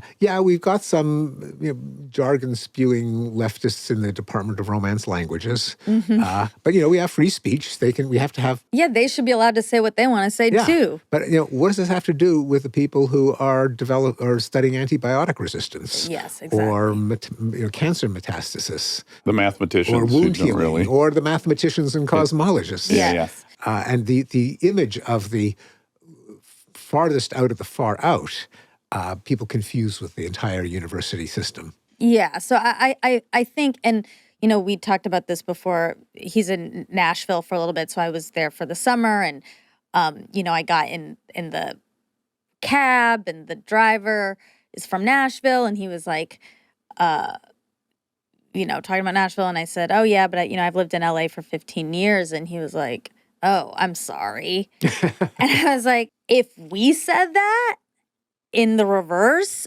you're elitist, you're so, I was like, why do you get to say it? Like, I do think there's this like bias that we're so elite. And I also growing up in Georgia, I disagree. No, I guess I mean, we acknowledge those are the elite institutions. They all result in higher income and a higher socioeconomic standing when you go to these elite universities. And if they're all very liberal, and then our policy in COVID is keeping all the rich, educated people in their house while the uneducated people are working and servicing them, this starts to add up to a pretty legitimate point of view But they're against not all the left. very liberal. I went to University of Georgia. It's not very liberal at all. But I think their ires towards Harvard and Yale. Yeah, I mean, at Harvard, in the People's Republic of Cambridge, the name of a really good neighborhood bar, by the way, a third of the faculty identify themselves as very liberal, and and 2/3 don't. Yeah. And I did a little poll. I co-founded the Council on Academic Freedom at Harvard to push back against the cancel culture and the political correctness and so on. And I did a little poll. How many of you would identify as conservative? And I got 60 professors just in our group who call themselves conservative, including some pretty famous ones like George Mankiw was George W. Bush's economic advisor. So it's not. I don't think we have as much diversity as we should have, but it is not a monolith. Yeah. Yeah. Okay, I didn't get any action on that one. There's some cases where a left-wing position was by and large right, and sometimes a right-wing position is by and large right. Like markets really are better than a totally planned socialistic communist economy. Right. History has told us that. Yeah. Yes. The experiment's been run. The experiment's been run. Also, if you have assistance for the poor, that is not going to drive you into serfdom, into totalitarianism if you've got Social Security. So I think the left won that debate. Gay marriage, we've had a lot. We've had immigration. And the Institute of Marriage has not fallen apart as a result of gay marriage. It has not led to people being able to marry their animals or to polygamy. Having and black so on. neighbors didn't kill your neighborhood. There you go. Yeah, we've gotten it right a bunch. So we've gotten, but no one's infallible. Yeah. And we got to learn. We got to kind of expose ourselves to a universe of ideas and find out which ones are good. Yeah, I think the fear for me is like the arrogance of. I think it's dangerous to think you know better. I mean, some people know better about some things. Yes, but they got yes. the thing is, they got to prove it. And again, that's the whole thing about science, and which people, including scientists themselves, can lose sight of. It's not a priesthood. They're not oracles. They have reasons Why do you think such and such? Well, I'll show you. These are the experiments and these are the data. Yeah. And when you stop doing that, you're not doing science anymore. All right, last thing, I want to close on this because we're filled with a lot of pessimism surrounding this topic. And you're one of the few voices of very smart people that are saying don't panic about AI. Oh, yeah. And the first thing I ever heard you talk about was simply this kind of way we came about, which is a competitive evolutionary framework. Dominance is rewarded, and we outcompeted a lot of things. But we're projecting that onto a machine. Yeah. So tell me why we shouldn't be as terrified as some people are. Yeah, I mean, I think AI could be abused like any technology could be. Our AI is going to turn us into pets or farm animals or wipe us out either intentionally or by accident? I don't think so. Why? Because humans do those things. We did exterminate a lot of species. We enslaved other people. We conquered and.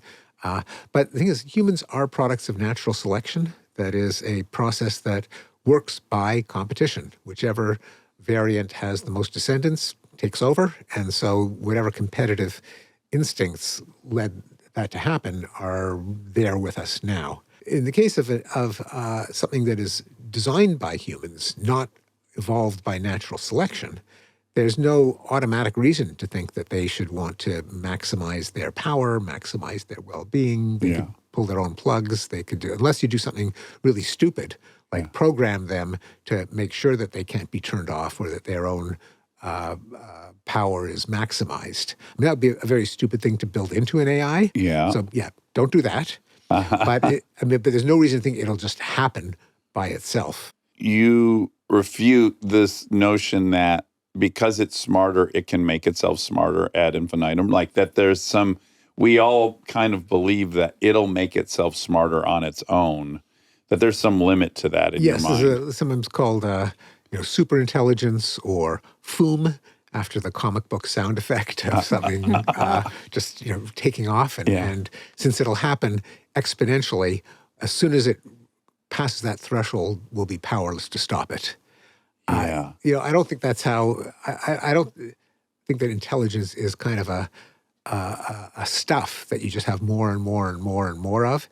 It's a gadget. It's a gadget that solves certain problems. Can be extended to solve other problems, but you've got to actually come up with new mechanisms for it to become smarter still. Granted, there was a big surprise in how much smarter AI got with scaling. That is the AI awakening of about 10 years ago, when suddenly we got Siri and Google Translate and then the large language models came actually largely because our compute, that is our just ability to crunch numbers, got so much more powerful thanks to GPUs, video game chips. Right. Turns out you could repurpose a video game chip to train an artificial intelligence neural network. So that was a big thing. And the fact that all of us for 20 years have been generating all this text. We've been writing, Reddit posts and Facebook posts. And so there's all this data to train these things on. Right. So that did lead to a big leap, just the sheer scale. Yes. But, we've kind of run out of web. And you can even tell from the fact that for all the hoopla of GPT-5, it wasn't that different from GPT 4.5. It's not as if it goes up, it keeps going up exponentially. I already wasn't using it to its capacity. I'll just say that. Yeah. Like the fact that there was a better one, I was like, okay, I think I'm really just using it as Google for the most part. Right. Well, there's a generational difference. Apparently, older people use it as a kind of semantic Google, that is not just text but ideas. Yeah. Younger people, they say, are using it as companion. Yeah, that's troubling. But again, I'm on high alert for moral panics, and I feel like they abound everywhere you turn. I agree. I lied to you. There was one other word I wanted you to explore a little bit, which is moralism. I just thought this is a good concept to point out because I feel like this is something everyone should police themselves about. Like once you have once your argument or your debate has, what I would say, devolved into your Locke's sale assessment of their character, we've got kind of problems. How does it work? Yeah. In the Better Angels of Our Nature, when I kind of talked about why do people kill and injure and aggress, and one category is just sheer exploitation. You make people slaves because before you had machines, that was a labor-saving device. Why do we eat animals? We don't hate the animals. We just like the taste of their flesh. So some amount of aggression is just purely practical, instrumental, but an awful lot is moral. The world, as I put it, the world has far too much morality. So if you look at what Hitler did, and what Stalin did, and what Mao did, if you look at most homicides aren't to steal goods, like shooting a clerk at a 7-Eleven. Most of it is revenge and honor. Yeah. A guy disses you, and so you come back and you shoot him. Yeah. And you think you're doing the right thing. Most murderers think they are being moral and that they're doing justice. Right. Yeah. Not all, but that's a big category. Yeah. And so one of the reasons is what is justice? Justice means you kind of punish someone. That's a kind of aggression, Yeah. and it can give you a license to inflict harm on others, thinking you're doing the right thing. And one of the things, going back to when everyone knows that everyone knows, I talk about how common knowledge of a wrongdoer is a great way to form a coalition. That is, if you want to be on the winning side, if you want to be part of a big, powerful group, you all agree that someone did something bad, and so you pile on, you mob. That is one of the surefire ways to join a majority coalition. And so sometimes you get phenomena, and people have written about it, like the Salem witch trials. Amanda Knox recently. Amanda Knox, yeah. Where you pick out a victim that everyone can easily... Sacrificial lamb, really. A sacrificial lamb, Yeah. And it's a terrifying phenomenon. Yes, Yeah, it yes, yes. We're all seem to be easily prone to that. Well, Stephen, once again, you've written an incredible book, When Everyone Knows That Everyone Knows, Common Knowledge and the Mysteries of Money, Power, and Everyday Life. It's such an honor to get to chat with you occasionally. I hope we get to do it again. I sure hope so. Thanks so much So for having me fun. on. Great fun to talk to you both. Hi there, this is Hermie and Permium. If you like that, you're going to love the fact check with Miss Monica. Can I play the cutest thing? Sure. I came in from recording yesterday. We were recording for many hours. Yep. And I walk into the house and I hear this. This is Delta.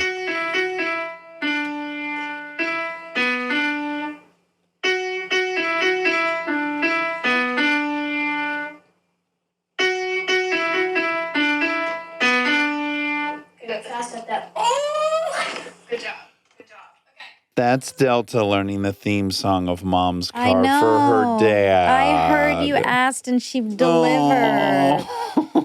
Oh, that was a It's big, very sweet. that was a big eye welly moment to walk in the house and hear her playing that. Oh, this little fucking girl. What a little Yeah. lady. What a little lady. We had such a fun day yesterday. What'd you guys do? Well, Mom's out of town. Mom was in Utah, I think, on work. And so I made an enormous batch of fresh spaghetti. And we all sat down as a family and ate our spaghetti and shared about our day. And then we watched a little Murders in the Building. I'm behind. Yeah. Then we watched a little Devil Wears Prada. Oh, my favorite of all time.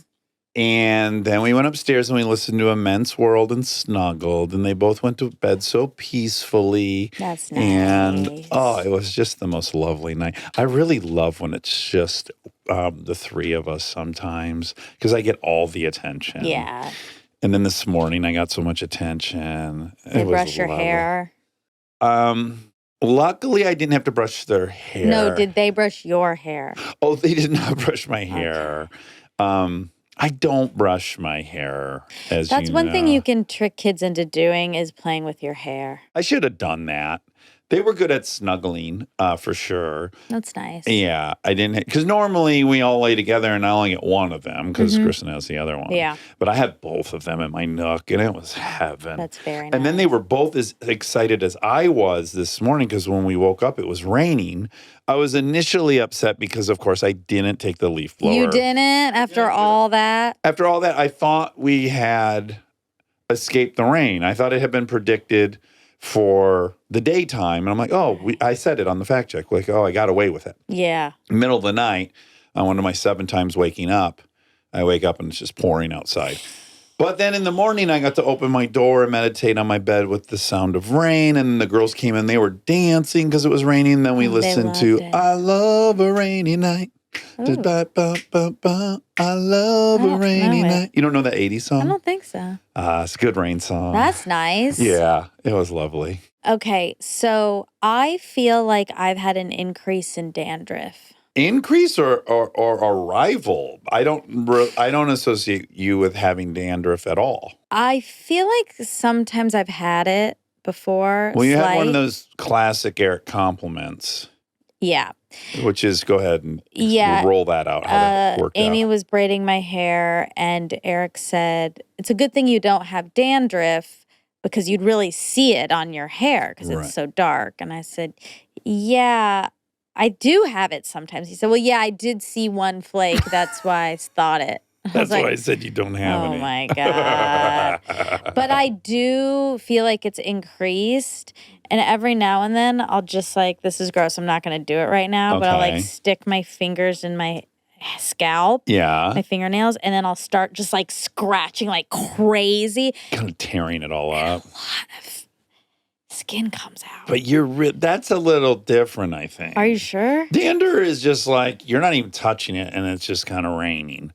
If you get in there with those long fingernails and start gouging and then some skin cells come off, You think that's regs? Yeah. Huh. Now, you know where I get it, which I can't stand it. And I do have a new approach to this. I'll get it in my beard. Oh. And I like to itch my beard because I can't get lotion on the beard. Oh. I can't penetrate to the skin. I'll just get a bunch of lotion all over the beard hair. Really? But what I have been doing is I have a new face oil. Great. And I put it on the tips of my fingers and I really go up and through there. Yeah, that's a good idea. And I think that's been helping a little bit. Okay. Or a gel, like a gel moisturizer would also probably have that same impact. A penetrative. Yeah. And for skincare, you should be pressing it in. Press. Okay. You don't need to do a smudgy. Oh, just You can press. just press it in. Okay. I do think I need to get my fingers between the hairs. Yes, just cover all if I your just fingers. press, I'm just going to have all hair. But look, I'm pressing on top of hair, right? Well, first you went through it, though. Okay. You didn't just go like this. Okay, I'm going like this, okay? Okay. And then you go in and out. Okay. And I'm touching skin too. It's touching the hair, but the skin is getting impacted. Yeah. I think you should try that. Okay. Anyway, if people notice my dandruff, that is So be it. what's happening these Yeah. days. You don't have any, but so if they notice them, they're imagining it. Do you kind of want to do it, don't you? Did you see Still one none. came off? A couple came off. But again, none are sticking Actually, to your black hair. right now it's not happening, but normally it happens. Yeah, It's yeah. like this is TV. Yeah, it's like when you have a dog who can do a trick until you ask it to do it on other people. Exactly. And then I went on a hike this morning.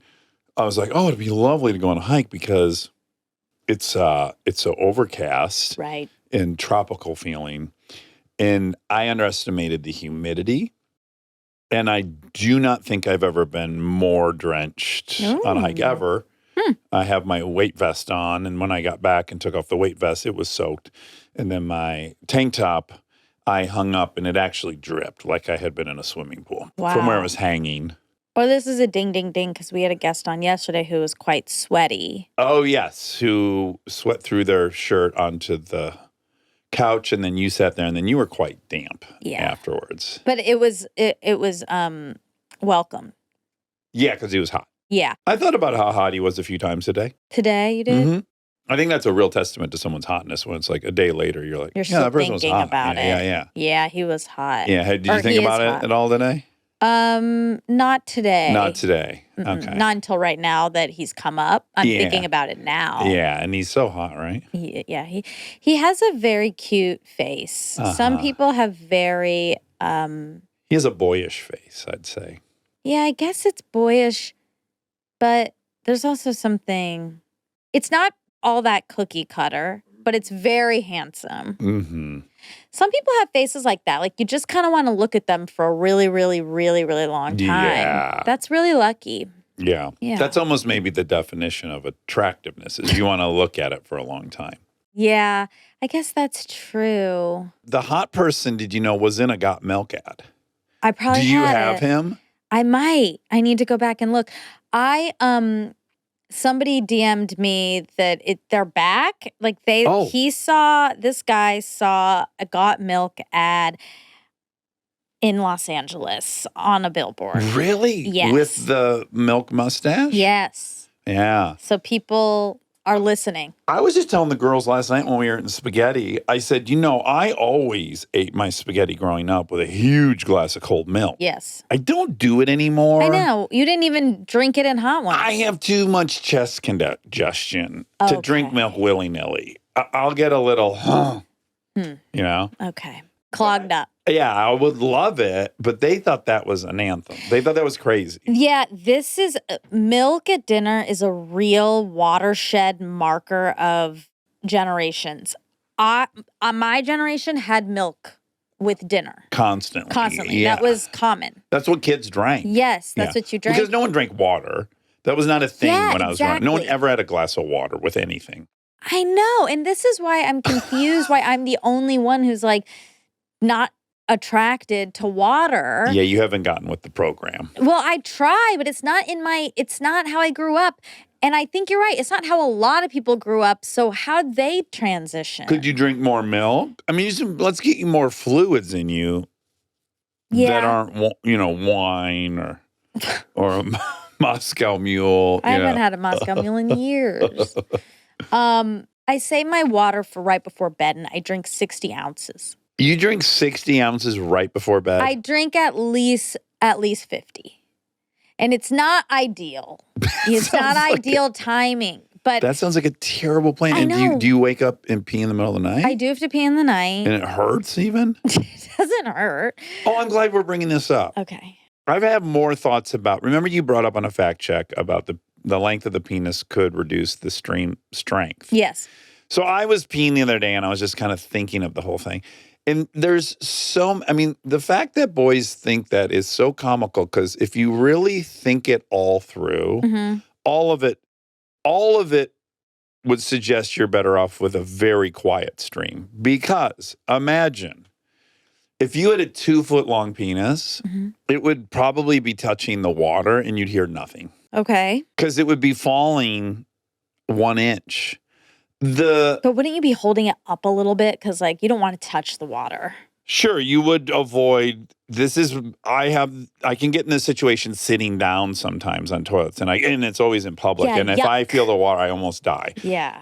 But if you really think it through, if you had a real garden hose on you, Mm-hmm. you'd be peeing like 2 inches above the water, and that would make the least amount of noise. The most amount of noise would be if you peed from a rooftop. Sure. So if you had a very tiny, short penis, it would fall farther. It would go through less penis and slow down less. Like everything about a loud stream really screams smaller penis. Except, okay. But yeah. every boy thinks that people are evaluating their pee size by their stream. But also, if it's a lot of pee, if it's so much pee, Yeah. that would make a louder sound. More it hitting, pressure. Yeah, because the pressure. Yeah. So maybe that's there's so much pee because the penis is so big. But as we know now, that's wrong. And you're getting into prostate health when you're getting into Well, how fast it can come out. I'm just trying to explain how you boys think problematically. Well, right. I'm saying that it's just a really crazy thing that we deduce that when all signs point to that would actually mean less penis. Right. Yeah. If someone had a 3-foot hose, you would never hear it because it would be underwater. Ew. You would put it in the water and then fill the bowl up. That's disgusting. Don't you have to factor hole size, though, too, then? Urethra girth, Yeah. We discussed that before. urethra but diameter. it's more like how long it has to. I mean, if it's huge, if it's a huge hole, It's like a pencil. yeah. If it's a pencil hole and tube, and it's, I guess if it's big, it'll still be loud and fast. Just because the amount coming out. There's And a then lot maybe of factors. short though. Because It you could would be expel long. it so quickly. It It'd could be like be a long and girthy hole, though. I think that's 3-second pee though. It'd be like loud as hell and then over. Bodies are so different. Yeah. There's so many factors. There are. We were really off track with that. Yeah, you guys were really Mm-hmm. off track. Stay tuned for more Armchair Expert, if you dare.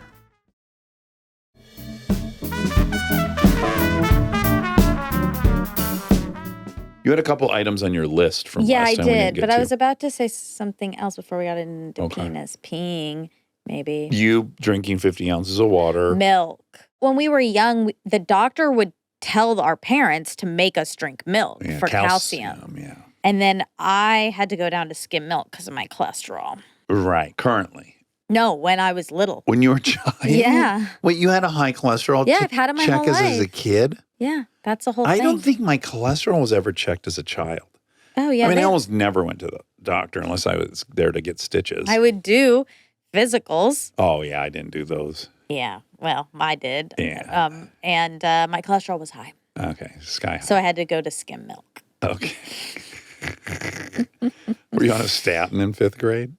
No, but Nice. somebody did ask if I could give an update. Someone DM me to ask if I could give an update on my GLP-1 journey Oh, yeah. and my cholesterol.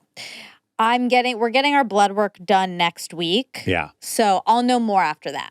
Okay. And I will report back. Okay, great. Oh, wow. This is actually a ding, ding, ding. Something I wrote down that I wanted to ask you about is your ethics around the handicap stall. Oh, yeah. Yeah. Okay, let's say you go in. Yeah. I use it all the time. You do? Yes, because unless I see a guy in a wheelchair on my way in, Yeah. I absolutely use But it. what if There's they're- more space. What if they come in when you're in there? I will be out in 1 second. What if you're pooping? I can only tell you this. I'm 50. I always use the handicap stall.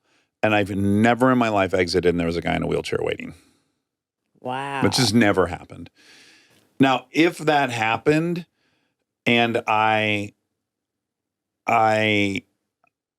had made them wait a long time, I'd feel bad. If I made them wait the standard time, I don't think being handicapped means you don't have to wait. Like anyone that uses a bathroom has to wait. You just need a lot of space to operate the wheelchair. I don't think it's a fast pass to go into the bathroom. That doesn't make any sense to me. Well- Like you don't have a. It's not a fast pass. It's a size thing, so you can be No, I accommodated. know, but it's just that there's only one. Yeah. And most bathrooms have multiple stalls Mhm. and then one handicap stall. So that's Yeah. the ethics around it, right? It's But like, I would argue if I walk in and there's a dude in a wheelchair waiting, clearly I'm not going to take the handicap stall. Well, He yeah. is going to get first up. That's guaranteed. right. And if he has to wait like everybody else has to wait for a stall to open up, I don't think there's any ethical dilemma in that. No, there's no ethical dilemma in him having to wait if there's a line, Yeah. right? Yeah. But it's if there is no line. You came in, Uh-huh. there's nobody there, Yeah. and all the stalls are open. Yeah. If you go in there, you're taking the one opportunity for him when he comes and also nobody's there, but his stall's taken. Yeah. So I think what happens is people conflate some things. So, like the handicap parking spot is closest to the door because obviously they should have to travel the least amount of distance Yeah. because it's harder. Of course.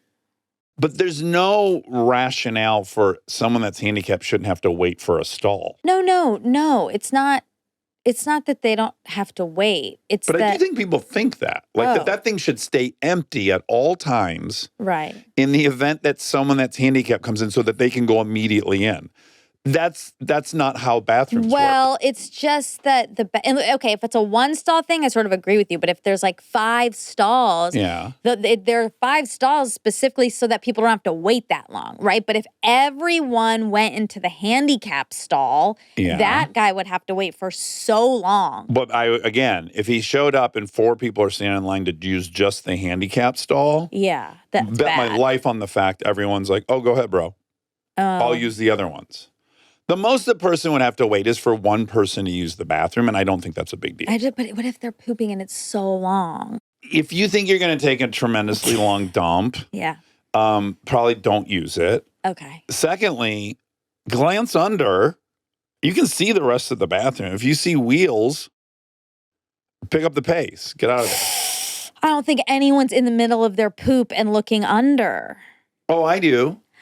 Because I like to be alone in the bathroom. So if like I hear the door and Yeah, I'm like, I I hate hate someone's in there. And then I look, like, are they still in here? I never look. I could tell you at any moment how many people are in the bathroom when You I'm do? shitting. Because when if I'm in the handicap stall, Yeah. I can't see, like the door is too far out for me to just like peek. Like I would have to get up. No, you look under. I know what you're saying, but I'm okay. saying the door itself is like here. Like I'm on the toilet, right? Mm-hmm. The door is there leading out. Okay.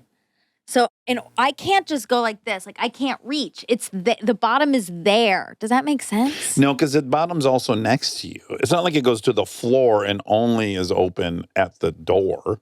They're all only coming down not to all.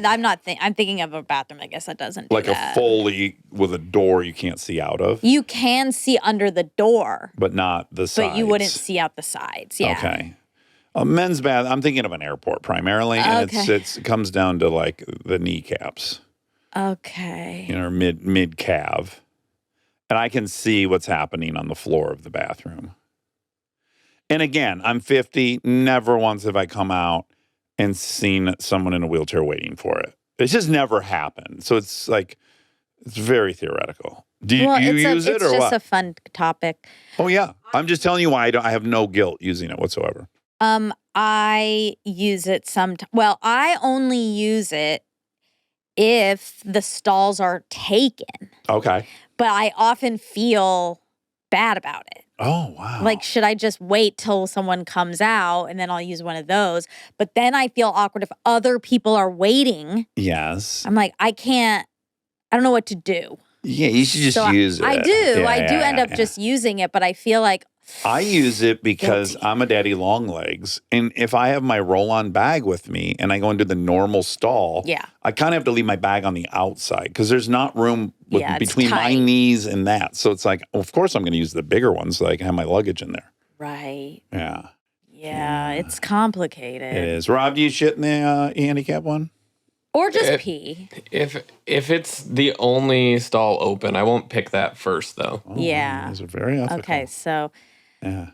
But I get what you're saying. this came to me because I was at a restaurant and I was like, oh, what do I do? These are Yeah. taken. Yeah. Do I go in there? I guess I am gonna, but I hate this. Uh-huh. And then I wonder. Could you have glanced around the restaurant, see if there's any I wasn't gonna come handy- out of the bathroom and go do a big glance. a big and then, sweep? that is- Okay. That's a little much. Okay. I Well, you think. made it. Excuse me. So sorry to interrupt. Is anyone here in a wheelchair? And if so, do you have to use the bathroom? Anytime. So when do you think you'll be using the bathroom? Because I was thinking of using the stall. It's the rest are taken. I wouldn't normally. I would never do this, but I am going to have an accident if I don't. Yeah. So, all right. So you have no issues. I don't. I feel very clean conscious about that. Okay. Great. But hey, maybe one day it'll bite me in the ass. I'll come out and there'll be a guy and he'll be like, thanks, bro. I just shit my pants. Right. I don't know why I wrote this. I must have been watching something, but I wrote, people change physically through a relationship. They sure do. I'm trying to make sense of what I They wrote, which I age, think I'm they can get saying. skinnier, they can get bigger, they can get less muscular, more muscular, they can get balder, Right. they can get more hair. Correct. So when it changes, Yeah. are you allowed to say anything? Actually, we don't need to answer this because We talked about this on Mom's Car when I was on your episode of Mom's Car. We were talking about one of the callers had a husband who got very into weight training. Yeah. Uh-huh. That's out yesterday. Oh, it's out. Oh my God. Yeah, Ding, yeah, ding, look at ding. this. My episode of when I Pringles. guested on Mom's Car, we answer that very question. So Yeah. go check that out. Yeah. And listen to Delta play the theme song. Oh, at the yeah. beginning So of is it this going to segment. replace? No. Oh. It should play at the end or something.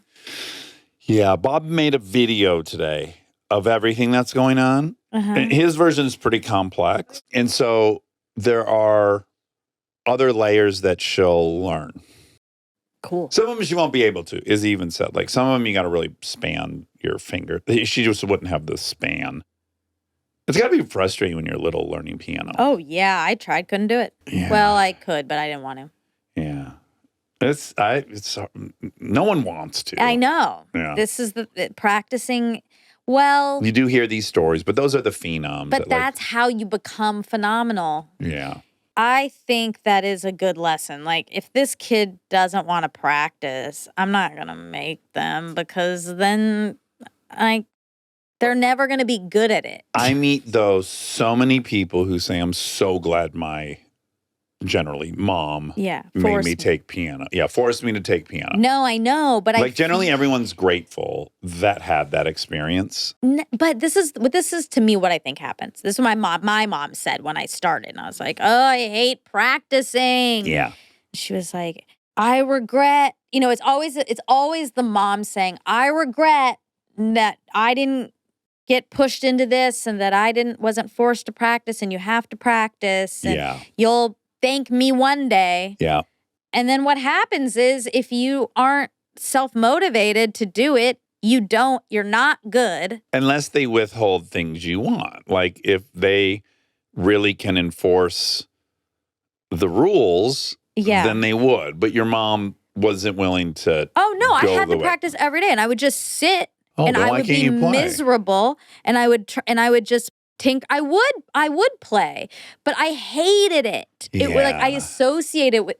associated it with such misery that over time I was like, I don't want to do it. Right. And at that point, your mom has to be like, "Okay, yeah, I guess you've been practicing for 2 years and you still hate Well, it." they go, you can't watch TV until You you've like it? Played. No, because the goal isn't to make you like it. The goal is to make you do it. Well, no, the goal is to make you do it so that You'll you get like good. it and get good and be But you self-motivated. Probably won't like it until you're good at it. So you can make music, and that's very satisfying. Like it's not Right. going to be. It's not fun for anybody to suck at something. It's No. quite unenjoyable to suck at things. Yeah. So like the premise can't be, well, they got to like it to do it, because no one's really going to like it except for these 0.001% that are like born to be a concert pianist and they're obsessed with Yeah, it. I mean, I think people who are adults who play piano well Mm-hmm. started liking it early on their own. Mm-hmm. And maybe they still had to be forced to practice, but probably when they were practicing, they liked it and At was some learning point. things and got excited about it at some But point. could you ever play songs? Yeah, I played You could. I played The Mary. Entertainer. I played My Heart Will Go On. Okay. I played a lot of songs. And you didn't like it. Never liked it. Even when you play those songs, when you could play them. Yeah, I did like being able to play them. Yeah. But I guess this is all to my point. I liked having this skill. I did not like getting to the skill, and Yeah. these skills increase and increase and increase. So it was just never gonna happen. Yeah. There are other skills that I did work quite hard at. Mm-hmm. It also being very hard, but I wanted to be good at it. Yeah. I think wanting to be good at it is sort of the key. Yeah. Yeah. I think. All right, let's do some facts. Facts. So one thing that I didn't say in the episode but was thinking about, because we talked about like euphemism and kind of the importance of it and why we do it Uh-huh. and why we sugarcoat or, sidestep or don't say the thing. Yeah. Because once you say the thing, it's common knowledge and it's out there and it can change an entire relationship. Yeah. I was sitting with that after because I was like, That's so antithetical to my approach to life. I am so on it. Like I'm like, we need to be honest. We need to be saying the things to the people. Right. If something's happening, we need to call it out and say it. And I was like, maybe not. Yeah. Maybe that is reckless and can permanently alter a relationship. So it did make me think, standing on this, like, I'm honest and I'm going to say what's true, and it's my job to say what's true and my job to call out bad things or whatever. Yeah. It's worth like taking a beat. Well, it's not a new point I want to make, but it's crazy to me how many of these longstanding debates are really this kind of quintessential debate between Kantianism and utilitarianism. It's like, that's the Kantian approach. Yeah. I don't lie because I don't lie. The ends does not justify the means. The means Right. justifies the ends. Like, I do the right thing and the outcome is whatever it is. Exactly. Yes. And also, no, I want a certain outcome. So how do I get to the outcome? Yeah. And it's kind of like, yeah, you could be dead honest and blah, blah, blah, and stand on that. But if you start noticing the outcome of that is always bad, whereas I could play with in this slightly dishonest, nuanced innuendo world Right. and save everyone face and keep relationships going. Yeah. And it's like, okay, well, I just got to prioritize what is my goal in life? To maintain my relationships or be correct or, Yeah. And it's just, I think it's really interesting how many of our many debates just are really that thing. Does Yeah. the means justify the ends or does it not? Yes. I agree. Yeah. So that was really Can I interesting. say one out of school thing he said when we were leaving? And Yeah. I hope he would feel comfortable with this. I think he would. But Okay. I walked him out to the curb so he could get out of here. And I don't know how we stumbled upon this, but somehow we were just talking about like home life and family life. And he said, yeah, I just, I got to remember my opinion's not necessarily needed, Oh, he said that. which is my mantra, as you Right, know. I right. try to, the best version of myself is when I'm saying, your opinion's not needed here. And I don't know why I found that so comforting that here's one of the smartest people in the world Yeah. and he knows his opinion's not always needed Was he talking about at home? Yeah, like Oh, your interesting. family life. Like, Interesting. to keep cohesion in your family, you don't always need to say your fucking opinion. But if this dude can come to that, Yeah. who his opinion probably is, No. it probably is No. more approaching the correct thing. If it's based in fact, that's the fallacy. It's like Mhm. this smart person's opinion Yeah. is perhaps better than others. It's still an opinion. It's still an opinion, but I do think if there was somehow to do an opinion shootout with Steven Pinker and someone average off the street, Yeah. my hunch is I think his opinion would be correct more often than I think that's not. that's a fallacy. I think that's a fallacy because depending on what we're talking about. Yeah. Yes, I think his opinion on elite institutions, something we discussed in the episode, is very valid because he has experience there Yeah. and he's done a lot of research there. So like his opinion is based off of facts. And a tremendous amount of history. Like Yeah. he really understands. Yes, but his opinion on whether or not chocolate is a tasty treat is not more or less valid than anyone that's else's. true. So you just have to, but like we do that though. We as people are like, oh, this high status person's opinion in general is better. This and is it's the not tech true. bro issue. Is like they are a genius in this little segment of Yeah. knowledge, but should they be telling you what supplements to eat? Right. Probably not. Yeah, exactly. Yeah. Yeah. Okay, so he mentions the giggle test. I didn't know what that was. Passing the giggle test refers to making an argument, proposal, or statement that is plausible, reasonable, and factually and emotionally sound enough to be presented with a straight face, without eliciting laughter or appearing ridiculous. The giggle test. Giggle test. It's Well, cute. that didn't pass the giggle test. Yeah, that's Is that what people say? Yeah. But they would be laughing. First, someone would say their opinion. They go, and then the guy go, "Well, I didn't pass the giggle test." Exactly. Yeah, you nailed it. Okay, great. Moving We on. don't need to. Yeah, we don't need to go back. We need to do that again. Did Steve Jobs steal the WIMP computer from Xerox? While Apple leveraged ideas that Steve Jobs and his team saw at Xerox, it is inaccurate to say that Jobs stole WIMP, Windows Icons Menus Pointer, computers from them. The exchange was part of a formal deal, and the Apple team significantly refined and commercialized the technology for a mass audience. Okay, this is fun. So we talk about the Apple ad, the 1984 ad. Oh, yeah, with the mallet. The Apple ad being one of the most famous commercials of all time, or, Iconic. best. Yeah. And so I have a list. Oh, wonderful. Yeah. Oh, in the same batch where people were agreeing that, or saying they also collected the milk ads, a lot of people had the same outrage I did about Thriller, and that was comforting. Yeah. I understand. Yeah. Okay, I'm going to do top 10. Oh, okay. Okay, number 1, Apple, 1984. Really? That gets the number. Who's this? Who compiled this This list? one is from American Marketing Association. A very trusted organization. .org. Yeah. We should get shirts that say .org. That'd be such a shitty shirt. Don't you? I mean, all respect to your feelings. If I saw a guy wearing a shirt that said like .com. You'd be it's it's specifically not .com. It's Right. .org. That's what's cool about it. And then you're like, what is that? And then you ask, and it's like, oh, trusted. It's really trusted. Okay. I'm Armchair surprised you're not Expert. pitching .edu, I guess. That a little makes sense But for sure. 'Cause then you're like, I'm a student. .org is our thing. It is our thing, Yeah. but I'm not sure that .org has the reputational excellence that I don't know that it really signifies. My God. I stand down. I Please. just did the thing. Yeah, I'm you proud. shared I an did it. opinion Yeah, that was yeah. unnecessary. You're right. Okay, Apple, 1984. Directed by Ridley Scott. Where's the beef? Wendy's. Nope. Number 2, Nike, Just Do It, 1988.